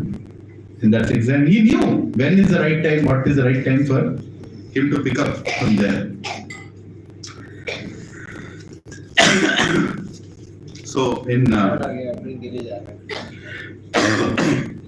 So once in Chennai, there was a Madras Yatra. How many are from Chennai? Hare Krishna. So very important place in our Sampradaya. Why? Because that is a place where Bhaktisiddhanta Saraswati was doing a sannyas, he was doing a yatra in Chennai, and he decided in that place that my disciples have to go and preach in the whole world. Because in 1896, the first Indian philosophy book written by Bhaktivinoda Thakur was sent to abroad. It was sent to a library, I forgot the exact library name where it was sent. And people could not understand the English of Bhaktivinoda Thakur. One of the reasons, the kind of eloquent English with which he would write the explanations, Vedanta philosophy. And he wanted this mission of the teachings of Chaitanya Mahaprabhu to go outside India, but it did not happen. He told his son it should go. And in Madras, in that yatra, the decision was made that his disciples will be sent to United Kingdom, to England and Germany. Both these places, Bhaktisiddhanta Goswami Maharaj was sending his disciples. So he sent 3 disciples. Bhakti Hriday Bon Maharaj, Bhakti Pradeep Tirtha Maharaj, and Swaminananda Prabhu. These three of them were sent. And the second person, amazingly, Bhakti Pradeep Tirtha Maharaj was a disciple of Bhaktivinoda Thakur. But he was following the teachings of Bhaktisiddhanta Saraswati. He is like his god brother. He was god brother, but he submitted to his mission saying, I will serve you. So he sent all these three people to England. They went there. It was a very important thing for this. Bhaktisiddhanta Saraswati Goswami Maharaj told them how to preach. He told them how to preach. And he told, there are 4 principles you have to follow when you go to the Western world and your preaching will be successful. These 4 principles are the most foundation of our movement. What are those 4 principles? No gambling, no illicit sex, no intoxication, No eating fish, mutton. No eating non-veg. no eating, no gambling, no intoxication, no illicit sex. I'm sorry, they are not the 4 principles. Non-veg ko therefore. They are not the 4 principles that Bhaktisiddhanta Saraswati Thakur was telling for preaching. Of course, they are the principles. They are always there. They are regulative principles. Prabhupada told, if anybody is not following these regulative principles, he is not even a human. If anybody is new here, please forgive me. This is a statement of our Guru. That if a person cannot understand the principle of daya, mercy, he cannot be clean, sauchyam, clean from inside and outside with his heart. Cannot speak truth, no gambling, satyam, and he doesn't have any mercy, daya. What kind of a person is he? He is not even a human. To become a human, forget about. Right? So those principles are anyway there. But here Bhaktisiddhanta Saraswati Thakur was saying that the 4 principles should always follow to preach in Western society are, repeat after me, Trinadapi Sunichela, Tarorapi Sahishnu, Amananiya, Manadeya. So these are the 4 principles. Be more humble than a blade of grass. Be more tolerant than a tree. Be respectful to everyone. And don't expect any respect in return. My dear sannyasis, my dear disciples, my dear great Prabhus, you are going out to preach. If you don't follow these 4, you cannot preach. You cannot preach. My God, that was the principle. That was the preaching movement. And even we who are trying to preach, and wherever we are preaching, trying to preach, to purify our own self, we are doing that seva. We should remember, this is the foundation of Gaudiya Vaishnava society. And these are the principles that A.C. Bhaktivedanta Swami Srila Prabhupada took to America and he became successful. Otherwise, Srila Prabhupada also would not have been successful. He exactly took the mood of his Guru. He respected everybody. Srila Prabhupada respected everybody. He didn't expect any respect in return. He was washing the plates of people who were coming and eating in his center. I am giving this lecture right now. Prabhuji, acha lectures here. Am I going to wash your plates after this? Am I ready for that? Am I looking forward for that? Huh? No. Why? I am giving paper plates. Khake phek do. My bhakti is paper bhakti. But Bhaktivedanta Swami Srila was not like that. Prabhuji, he was actually washing plates. Sorry. He was actually washing plates after giving the lecture. And before giving the lecture, what was he doing? He was cooking prasadam. He was cooking. How would do that at the age of what? 70. In which country? Not his own country. Raising donations, how? By begging donations. Somehow selling one Bhagavatam set, getting $2, $3. With that buying potatoes, with that buying some spices. It was not like Indian store was there to give them garam masala. Prabhupada would make everything with his own hands. Cook for 50, 100 people.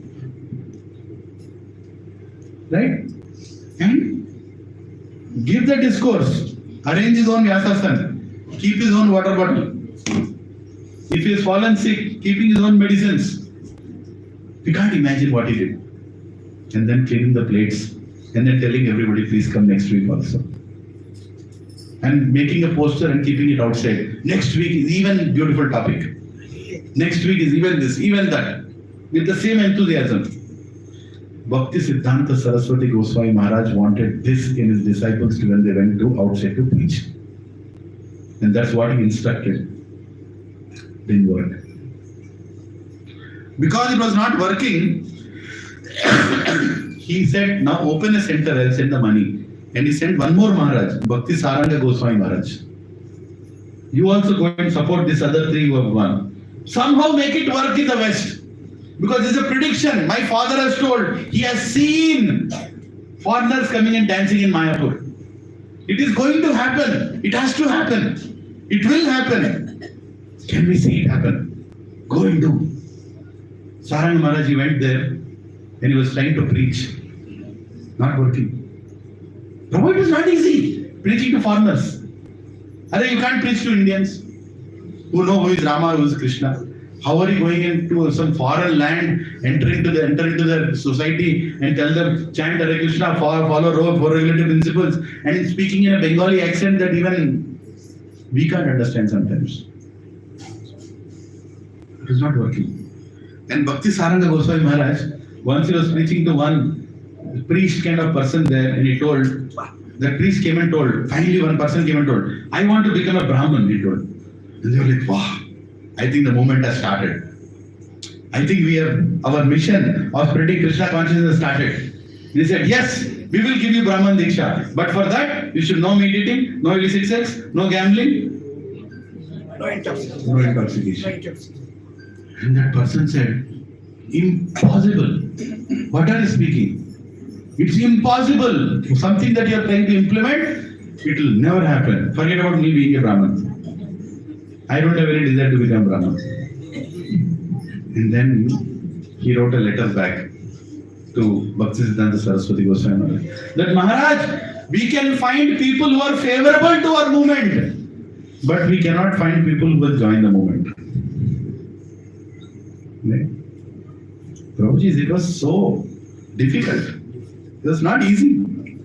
What we are seeing is a miracle, right? That actually we should ask this question to Indradhani Maharaj. He will tell. How they got attracted looking at Srila Prabhupada. Right? Unbelievable things happened. Bhaktisiddhanta Saraswati Goswami Maharaj would very humbly call his disciples as Dasosmi.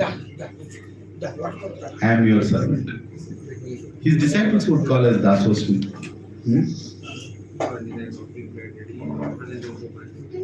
And once when he was preaching in Navadvip, when Bhaktisiddhanta Saraswati Goswami Maharaj was preaching in Navadvip, people became so angry on him that they made a plan to kill him. And they actually started throwing stones at his disciples. And Bhaktisiddhanta Saraswati Goswami Maharaj said, so what if the stones come and hit us? We should not stop the Sankirtan. We will continue to do our Sankirtan, even the stones are hitting them. And that was the humility of Bhaktisiddhanta Saraswati Goswami Maharaj. And once one police person came and told, please hear this, a police person came and told that Maharaj, tomorrow please don't give your discourse because you are going to be murdered. I have been given 25,000 rupees. In those days, 25,000 rupees is a big amount. Maybe more than 25 lakh rupees today. I have been given 25,000 rupees to not pursue this case of murdering you. As a police, as soon as the news will come to me that a sadhu has been murdered, I have to pursue the case. I have been given goose, I have been given bribe that I should not pursue this case because tomorrow they are going to murder you. And Bhaktisiddhanta Saraswati, and he told, I cannot do this because you are a sadhu, I have to come and tell you this truth. I am warning you, please don't continue. And Bhaktisiddhanta Saraswati Goswami Maharaj would not compromise even in that situation. He would continue to preach. He would not compromise. And that is the same mode that even Bhaktivedanta Swami Srila Prabhupada took forward. Even when Bhaktivedanta Swami Maharaj, when he was preaching in Kolkata, people came to kill him. People actually entered the pandal to kill Srila Prabhupada. And Prabhupada just stopped his lecture and started chanting Chintamani prayers. And immediately the people with knives, their heart transformed, they left the knives down and they went back. It happened. People saw this scene in Kolkata. And many times it happened. During a Rath Yatra, in one city in America, he got a warning from police and his disciples came and begged Srila Prabhupada, Prabhupada, no Rath Yatra tomorrow. There is a whole plan made. They are coming to kill you. There is a whole society of people who don't want Krishna consciousness to spread. Please, no Rath Yatra tomorrow. And Prabhupada said, I will go to Rath Yatra and I will dance in that Rath Yatra. Let who may come. Just imagine that personality in that screen that you are seeing, that A.C. Bhaktisiddhanta Swami Srila Prabhupada was representing his Simha Guru. Where did that empowerment come from? From his Guru. Right? Yatha Guru, Tatha Shishya. Right? So we should understand how the mercy came down. And in 1935, on the 61st birthday of Bhaktisiddhanta Saraswati Goswami Maharaj, 1935, Bhaktisiddhanta Swami Prabhupada wrote a poem as an offering. No, he was not there in the same temple. Bhaktisiddhanta Saraswati Goswami Maharaj is in Puri. But the letter of his offering went till Puri. Vyaspuja offering. We all write Vyaspuja offerings, right? So Bhaktisiddhanta Swami Prabhupada wrote a poem about his mood of his Guru. And in that poem he wrote, actually you can find that poem. It is there somewhere. I'll circle it in the group. He wrote how Mayavada is the biggest suicide for a human society. How thinking that I am the God or I will become God is the most horrible philosophy that can kill devotion. And how my Gurudev is the smasher of Mayavada. Namaste Saraswati Deve Gauravani Pracharine Nirvishesha Shunyavadi Paschatya Deshatarine. My Guru is that kind of Guru who defeats Mayavada. He wrote all this in a beautiful English poem. And he sent that poem as an offering. And that poem came to Bhaktisiddhanta Saraswati Goswami Maharaj in Puri during his Vyas Puja. And one of them told that Abhay Babu has sent a poem for you, Maharaj. Yeah, sing. Read that poem. And when they read that poem, Bhaktisiddhanta Saraswati Goswami Maharaj's heart melted. Prabhuji is just like when Rupa Goswami wrote one shloka for Chaitanya Mahaprabhu. Namo Mahavadanyaya Krishna Prema Pradayate Krishnaya Krishna Chaitanya Namine Gaurat Vishya Namaha. You are the same Krishna who has come to deliver the living entities. But you are not appearing like Krishna, you are like appearing like his devotee. But you have come here in the same mode of Radharani. When he wrote that with the complexion of Radharani, you are the most benevolent Namo Mahavadanyaya. When that statement was read by Chaitanya Mahaprabhu, he immediately told Rupa Goswami, how did you understand my heart? How did you understand this? I never told this to anyone. How could you understand this? And the same feeling Bhaktisiddhanta Saraswati Goswami got when he read that poem of Bhaktivedanta Swami Srila Prabhupada. He is writing exactly what is there in my heart. What I get so much happiness in delivering the Mayavadis, smashing the Mayavadis. And you know what Bhaktisiddhanta Saraswati Goswami used to do? Anytime somebody would come and meet him, he would read that poem. He would read that poem. He would take that poem to every temple. And he said, please, everybody read that poem that my disciple Abhay Babu has written for me. You all should understand what is in my heart. That was a relationship between. And in the same year, 1935, when Bhaktisiddhanta Saraswati Goswami Maharaj went to Radhakund, that time Abhay Charan Babu came there to meet his Gurudev. And he spent a long time with Bhaktisiddhanta Saraswati Maharaj. He did Parikrama of Radhakund Yatra. And in that Radhakund Yatra, something very important happened. I want everybody to understand. Here is that interview. He said to Abhay Charan Babu that our Gaudiya Math is on fire. And some very difficult things are going to come. Abhay Babu, I want you to print books. I want you to distribute books. I want you to preach. And he told what all he wanted to happen in Gaudiya Math, he told it to Abhay Babu. Even though Abhay Babu was not even a sannyasi. He was just a householder. But he was being told every instruction. Then he told the biggest problem that is happening is money. Too much of money and facilities have come into Gaudiya Math. Now our Gaudiya temples are so opulent. They are filled with so many facilities that slowly people are forgetting devotion. They are behind these facilities. They want to claim this temple is mine, this matha is mine, Visakhapatnam Math is mine, Mayapur Math is mine, Bombay Math is mine. But what are you doing by taking that math? Are you preaching? Are you taking the message out? Are you taking the austerity? No austerity. Prabhuji and Matajis. Excuse me.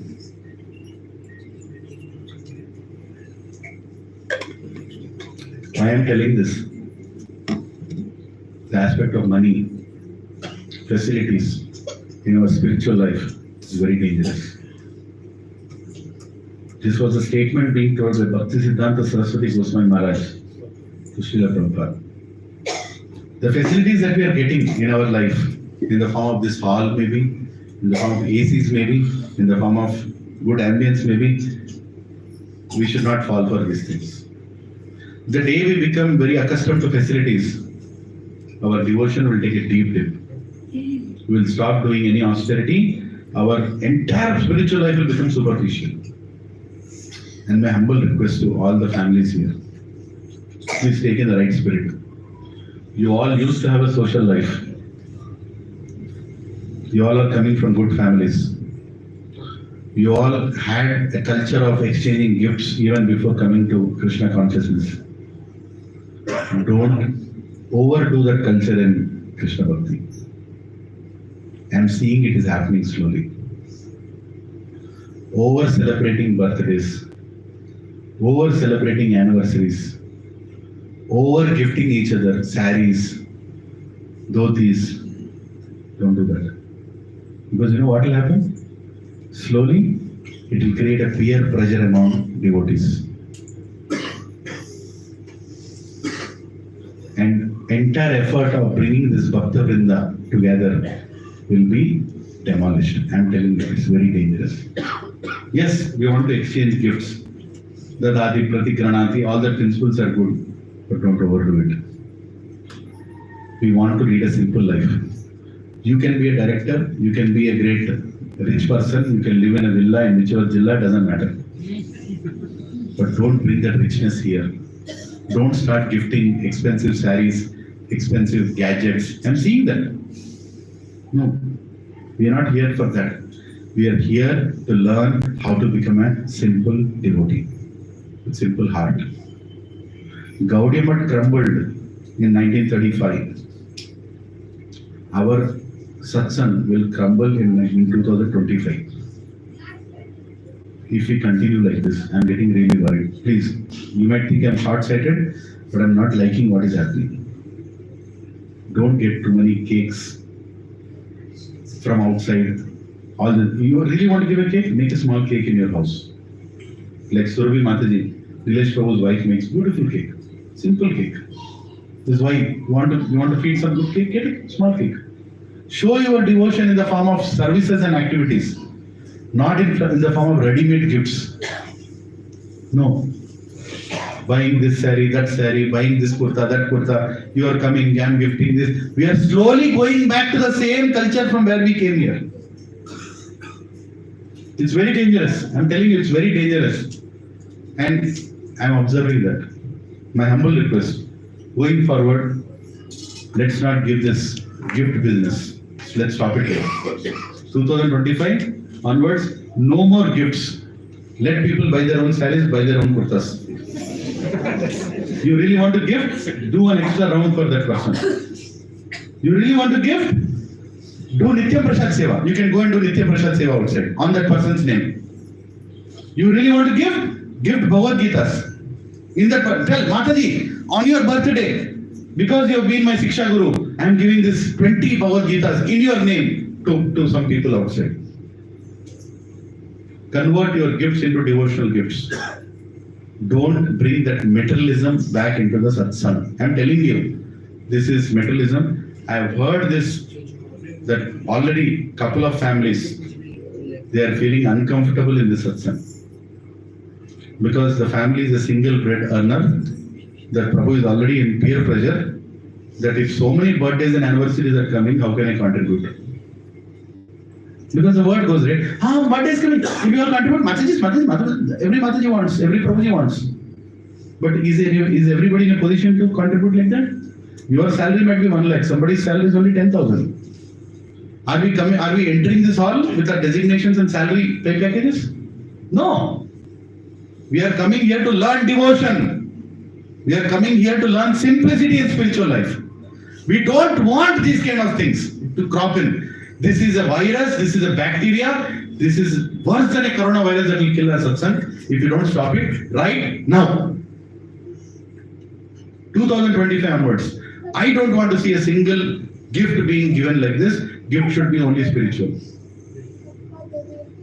And even in the name of spirituality, less expensive, spend more for Krishna. Janmashtami is coming. Accumulate your devotions. Rather than gifting each other all these things, keep that money aside. You really are in love with Krishna and devotees, keep that money in a separate dabba in your house.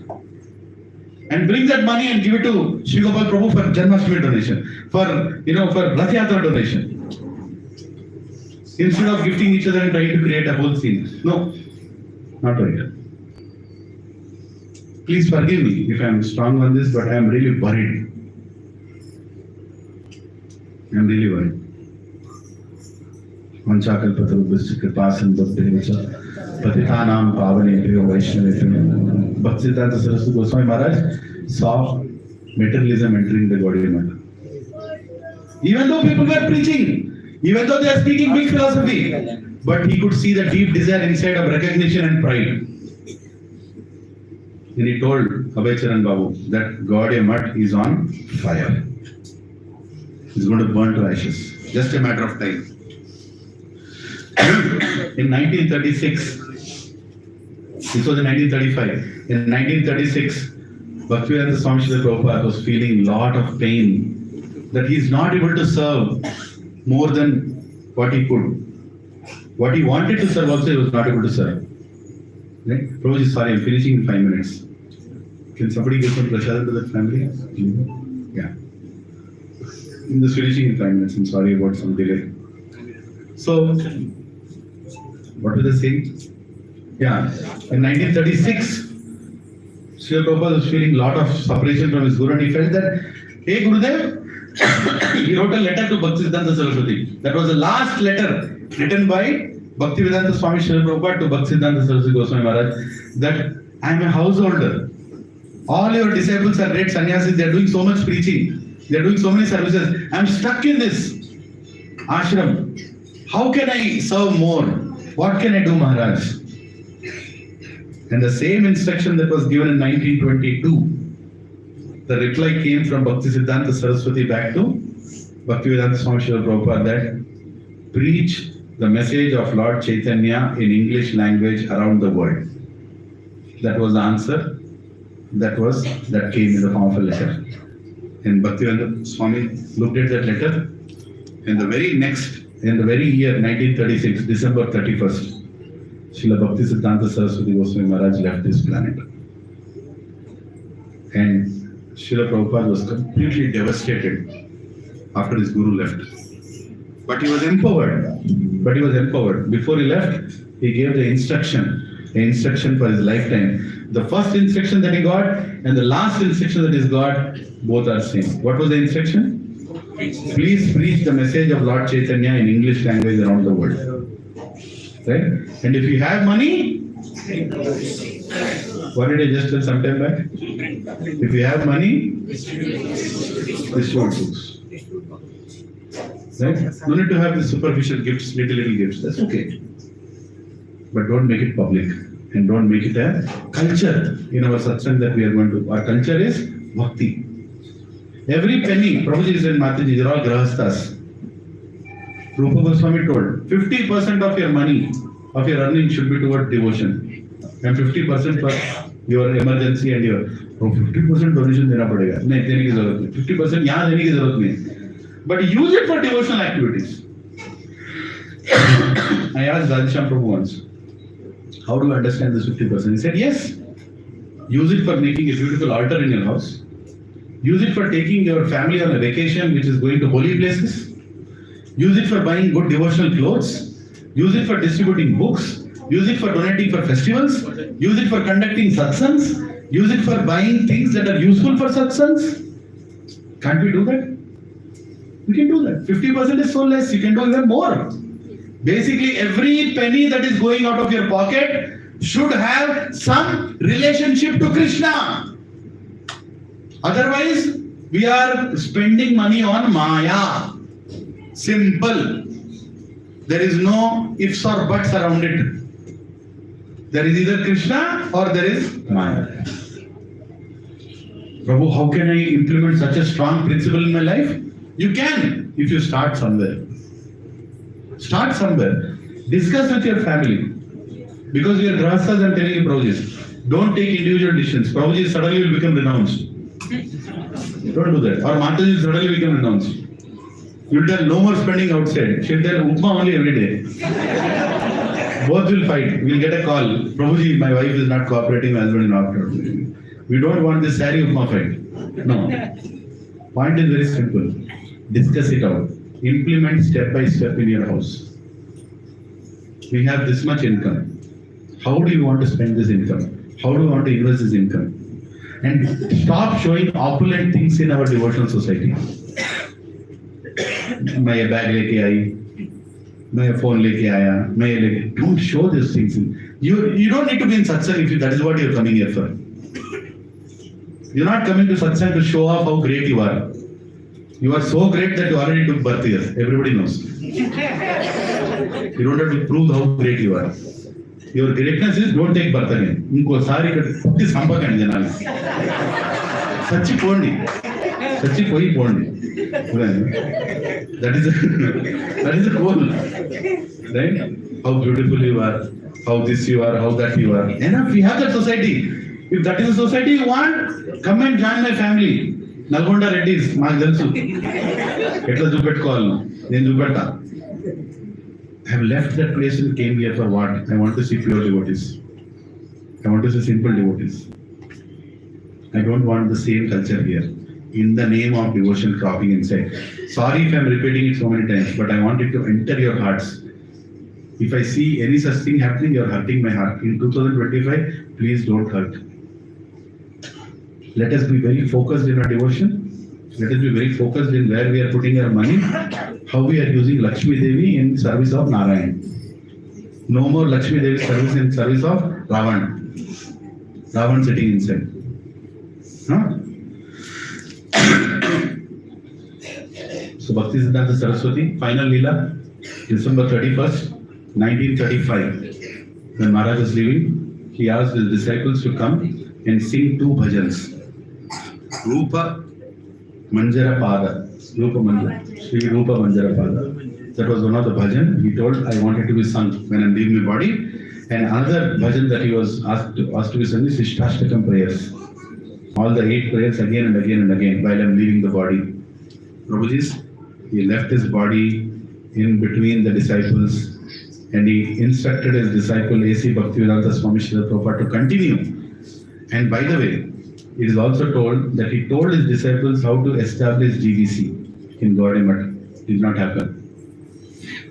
But when Bhaktivedanta Swami understood that his Guru wanted such institution to be established, he established it. And that is the reason ISKCON as a society is very strong. There can be thousands of minuscule differences or arguments happening between great souls, but Prabhuji and Matajis, we are here to follow the code of the institution. We are not here to change ISKCON, we are here to change in ISKCON. Can you repeat after me? We are not here to change ISKCON. We are here to change in ISKCON. Who has to change? We. Right? Don't come here and tell. ISKCON people, they don't know. I will tell how to preach. They don't know how to preach. I will show how to do new things newly. You can be innovative in the way you preach. You can be innovative according to time, place and circumstance. And Bhaktisiddhanta Saraswati Goswami Maharaj, Bhaktivedanta Goswami Maharaj, everybody did that. But they did not compromise on the basic principles.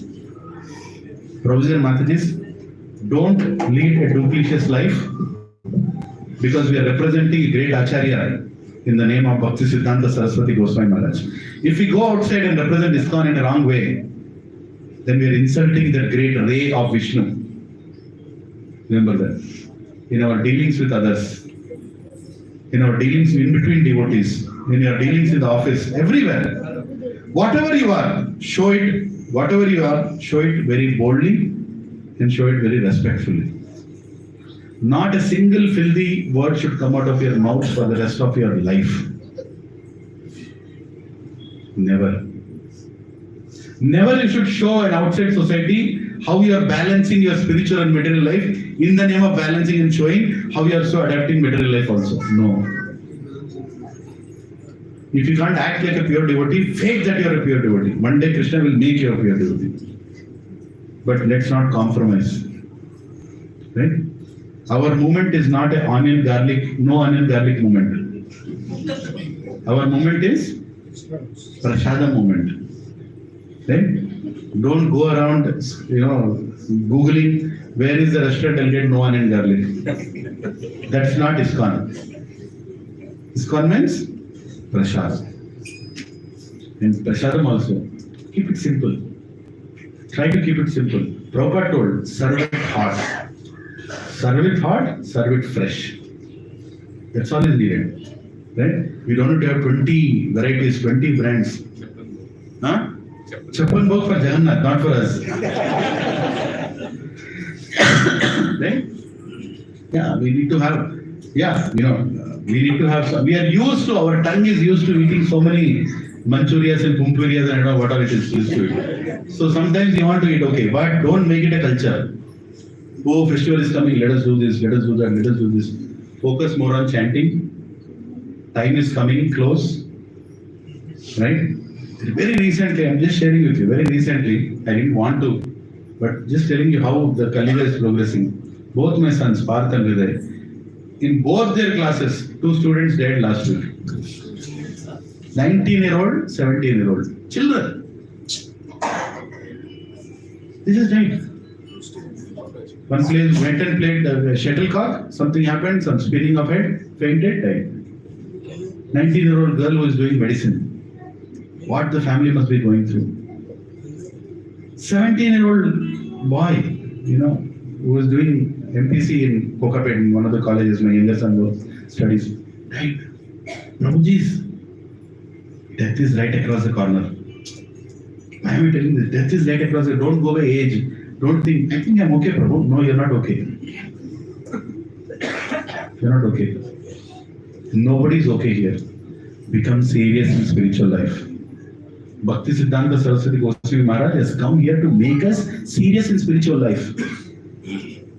And we need devotees who will tell us about that seriousness again and again. Don't call devotees and talk about some shopping mall or some movie or some nonsensical topic.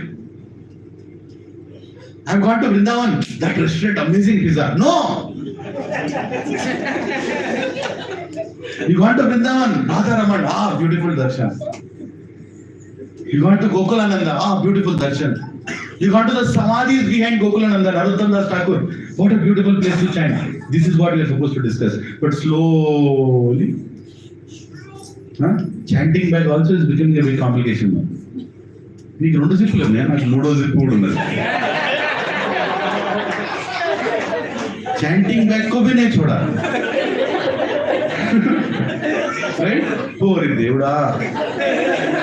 Tomorrow you will keep so many things in the chanting bag. You need a special lifting machine to lift that chanting bag.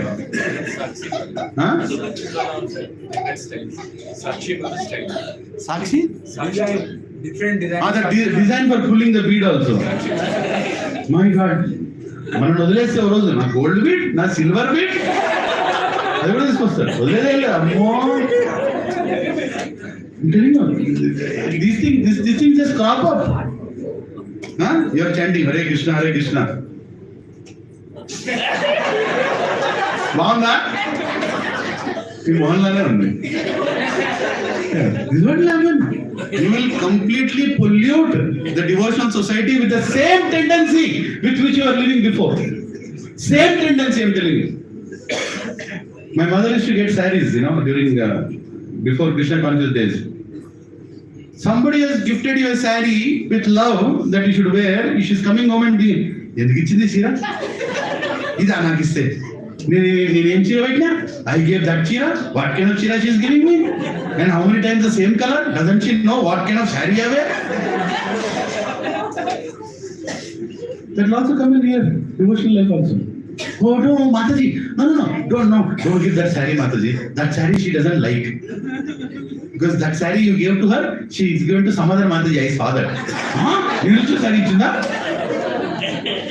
Start. Only sari design. Design fun. Our kurtas also. Different design. This design, that design. This cut, that cut. Why? Why are you coming here to satsang? Everybody is coming to satsang for a simple reason that you are not this body. And everything that we are doing is relevant to that body. And showing up that body, where is our satsang going? Prabhuji's tag is already coming. Gachiboli satsang, Pichipoli satsang outunar. You pichol outunar, bahaga. Opulence, other day one person was saying, Prabhu, you people, you are software engineers, very wealthy people, like that I told. I was so touched, what is this?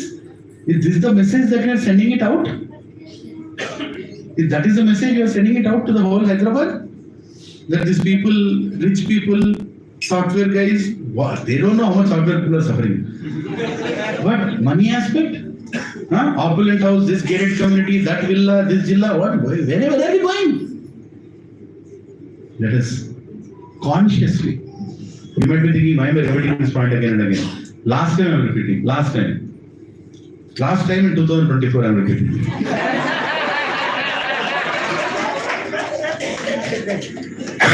Next year only I'll talk again. But let's be conscious. Extraordinarily conscious about our dealings with devotees. You don't try to promote materialism in satsang, in the name of gifts, in the name of trips, in the name of, we all should go out for a picnic, let us go and stay in a 5-star hotel. We all should go. No.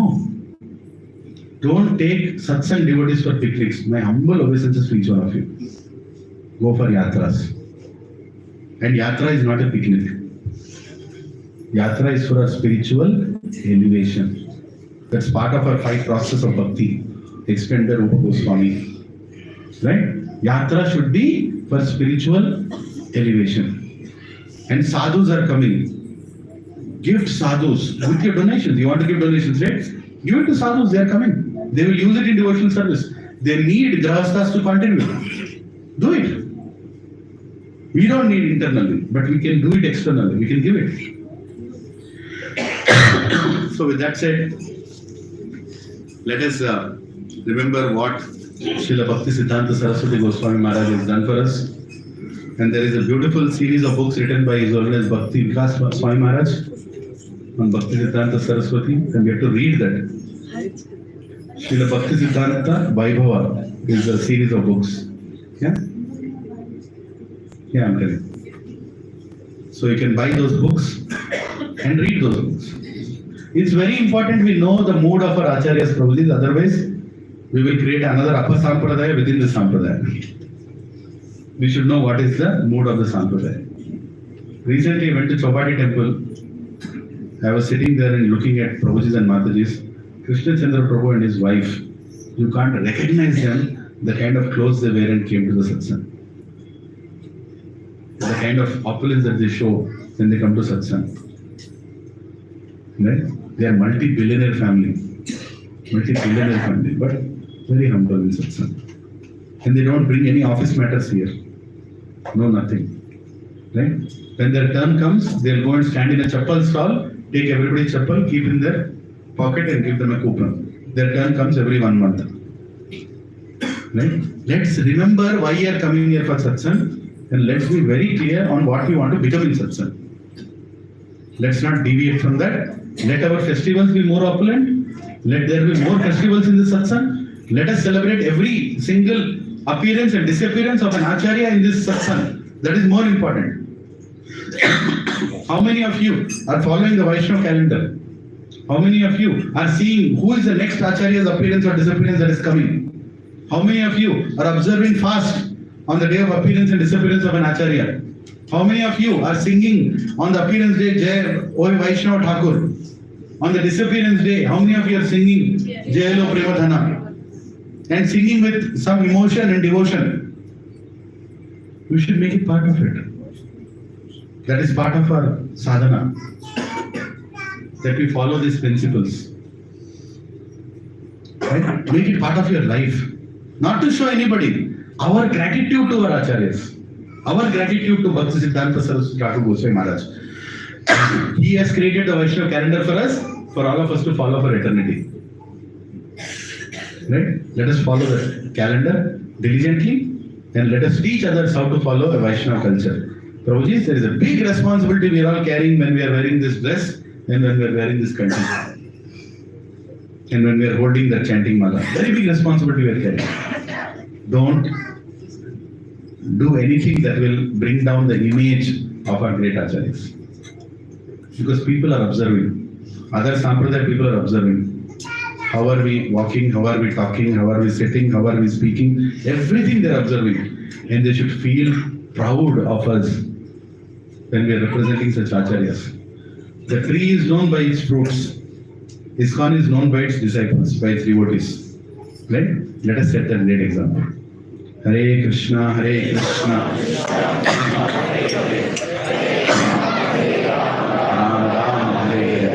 Next week there is a book signing by His Holiness Indrajana Swami Maharaj. Last time Maharaj was here, I think more than 55 books were taken by devotees. Now you all want a gift, right? Huh? You all want a gift, right? Let's cross the 108 mark. Right? Everybody save your money. It might be a little expensive gift, 2000 rupees plus. But those are kya aata hai? But take that book and get it signed by a pure devotee. Until these pure devotees are there on this planet, we should take their blessings. And that book will remain in your house and you can read. And it's on Vrindavan, the forest of Vrindavan, with nice pictures and articles. Last book I read, it was beautiful. Then there is the next serious book that Maharaj is bringing. I hope that he will have enough stock that he is bringing here. So I humbly request everybody here to come early that day. By 5 o'clock, we all should be there in the hall by 5 o'clock. And we are going to create a huge, human chain, devotee chain, holding flower petals. We will discuss the services, nice flower petals, grand welcoming of a Vaishnava from our heart, not externally, from our heart. Right? And then Maharaj will come here, give a nice discourse, and amazing kirtan Maharaj does. Let's all dance. Let's all hear attentively. Let's take Maharaj books. You want to give to your friend, you want to give to your boss, you can take this book. You can buy this book as a gift and give it. Try to bring cash as possible, or there will be some option for PhonePe or GPay. You can do that. Even Neerendra Prabhu's group here, I've asked them to come and join with us in this satsang. So the place will have at least 400 people inside the hall. Can 400 people fit inside? Yes, they can. Yes, they can. Provided we have a heart of bringing everybody inside. Right? So let us come early. Let us make sure that when you are sitting, if there is any space anywhere, you are asking them to move. Because somebody else can sit. Only Varishta Vaishnavas who have a serious back problem, please sit on the chairs. Or senior software architects. You can sit on. Everybody else, sit down. As close as possible. Right? So that there is enough space. And Maharaj really liked our Bhakti Center. He told, I'm just reciprocating the words of Maharaj, he told, I liked some places in India, especially the Bhakti Center, he told. And Maharaj liked Manish Prabhu. Maharaj was saying, if he doesn't make 108, we will take trailer. Maharaj hold it Manish Prabhu like this and said, I want to take you with me. Like that. So he did an amazing service of encouraging people to take, more Maharaj books. So please do that, Prabhu. You are the global book selling in charge of Indrajana Maharaj. So please do it to that. Hare Krishna. And the next week, tell your relatives you don't exist. Anyway, many of them think you don't exist. But January, what is it? 12th, His Holiness Bhaktisiddhanta Goswami Maharaj is coming here. And you don't want to miss that association either. Very sincere disciples, very rare to be found devotees who are coming here. Please don't miss that. Take his blessings and take some inspiration of how to become a good Vaishnava. Simple living, high thinking. Maharaj exemplifies with his own life. Simple living, high thinking. How to live close to nature. How to live close to cows. How to have our needs in line with what nature can give. All these things Maharaj will speak. Right? And I'm also going to request Maharaj to tell us how especially people of IT living in Pichiboli can become more close to nature. Right? So Maharaj might speak something. I want to hear that myself. Right? So please don't miss this satsangs. Encourage your friends and relatives to come and attend and take the association of pure devotees. If you are thinking, I am telling my relatives they are not becoming Krishna conscious, but sometimes when they see a pure devotee, they become Krishna conscious. Just by taking their darshan, it's a big difference. Right? So, thank you very much. Sorry for the delay. It's a long lecture. Srila Bhaktisiddhanta Saraswati Goswami Srila Prabhupada ki. Yeah, so there is book distribution happening. Prabhuji's. Our Bhagavatam sets, more than 120 are already distributed. 130 sets are already distributed, whatever we donated. They are all going to nice Veda Pandits, Purohits, Brahmanas, and Prabhuji has pictures and whole tracking of each set where it is going. And on 31st December, there is a distribution happening in Dharmapuri. It is 4 hours drive from here. You can end the year by going to holy place and also joining that. You can tell Prabhuji whoever wants to go. I am planning to go provided my health cooperates, but otherwise, please, I encourage many. Some of them already told they'll go. I think Praveen Prabhu told he wants to come with his family. Praveen Rathod Prabhu, did you tell? Yeah, he's going. So, anybody else, please join. You can go early in the morning, 4 or 5 o'clock, you have to start from here. Reach there by 9 o'clock. Distribution is from 9 to 10:30 only. After that, Brahmanas are going to their respective services in the holy place. So 10:30 you can start there, come back here by 4 hours. You can have prasad maybe at 2-3 o'clock, you'll come here, take some rest, maybe you'll have to leave that day. Then 31st night, it's not a new year for us, but why not? Why not be a Kirtan night? Why not? Right? So we're going to have a Kirtan night here, and we'll have a special games for devotees that day. Right? Spontaneous, special things you will be doing there, not the same spontaneous drama. Don't think that's the only thing. There are many other things. We will have some games. So from 6 to 9 o'clock we'll have Kirtan, 9 o'clock light prasadam, light dinner, and from 9 o'clock to night 12 o'clock we'll have lot of games and activities which will inspire us to Krishna consciousness, which will make us think about how to surrender more. Right? So whoever can stay till 12 o'clock in the night, stay. Other who want to leave can leave early. But please do attend the Kirtan. We are passing a message to the whole world. By doing a 31st night, we are passing a message to the whole world that we know how to celebrate in a better way. Right? And we know how to get intoxicated by Harinam. Hare Krishna, Krishna Krishna, Hare Hare. And some of you preachers, if you can bring from your communities also, people here, nothing like it. But if you see that a majority of people want to celebrate it there only, then celebrate it there only. Ma'am, because goal is to spread. Goal is to spread. We are not trying to get the gang here. We are trying to make sure that we are trying to create an atmosphere in which we all become Krishna conscious. You have an announcement? Yeah, good. No, who is it? Sanju. Who is Sanju Prabhu? Okay, Prabhuji, Sanju Prabhu has sponsored prasadam here today.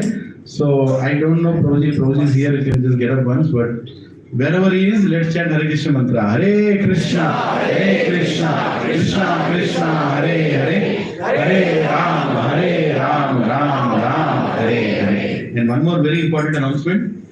We have taken a place here for centralized cooking very recently. So we have a separate kitchen Earlier we used to cook on the third floor, which is not working out, not good for the premises also. So we have taken a place. Karthik Prabhu has been given all facility. Karthik Prabhu is our cook. So it is just 200 meters from here, walkable. And there, the centralized cooking will happen for all our satsangs. I encourage all of you to start giving orders there because it will also balance his life for doing it. It's not business, it's pure devotion.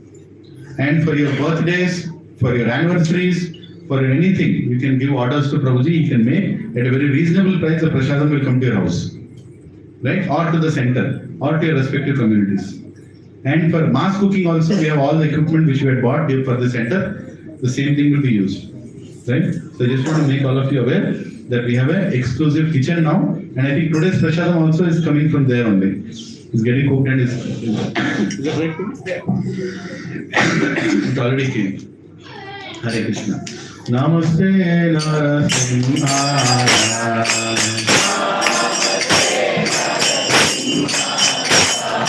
Namaste Narasimhaya.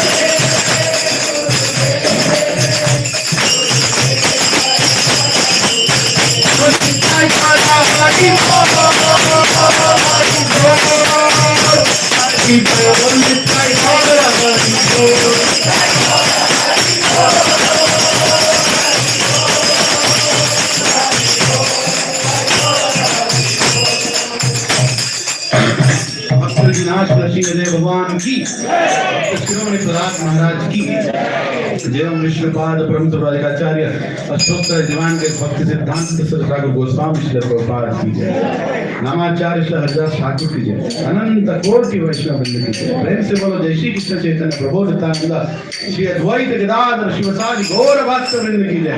ओम श्री श्री राधा कृष्ण गोप गोपीनाथ राधा कुंड श्याम कुंड गिरि गोवर्धन की जय। श्री नवदीप मायापुर धाम की जय, पुरुषोत्तम क्षेत्र जगन्नाथपुर धाम की जय, पुण्य क्षेत्र वृंदावन धाम की जय, गंगे माई की जय, यमुने माई की जय, भक्ति देवी की जय, कलियुग पावन तुलसी महारानी की जय, हरिनाम संकीर्तन की जय, ट्रांसजेंडर बुक डिस्ट्रीब्यूशन की जय, ट्रांसजेंडर प्रसादम डिस्ट्रीब्यूशन की जय।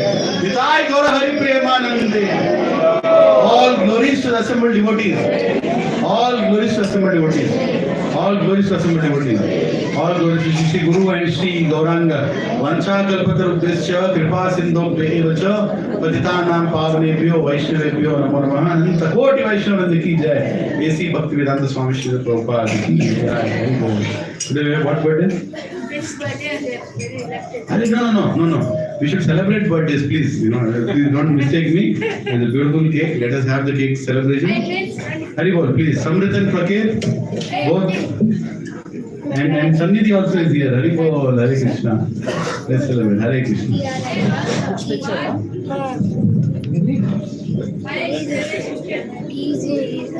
కార్ తీసుకోవాలా?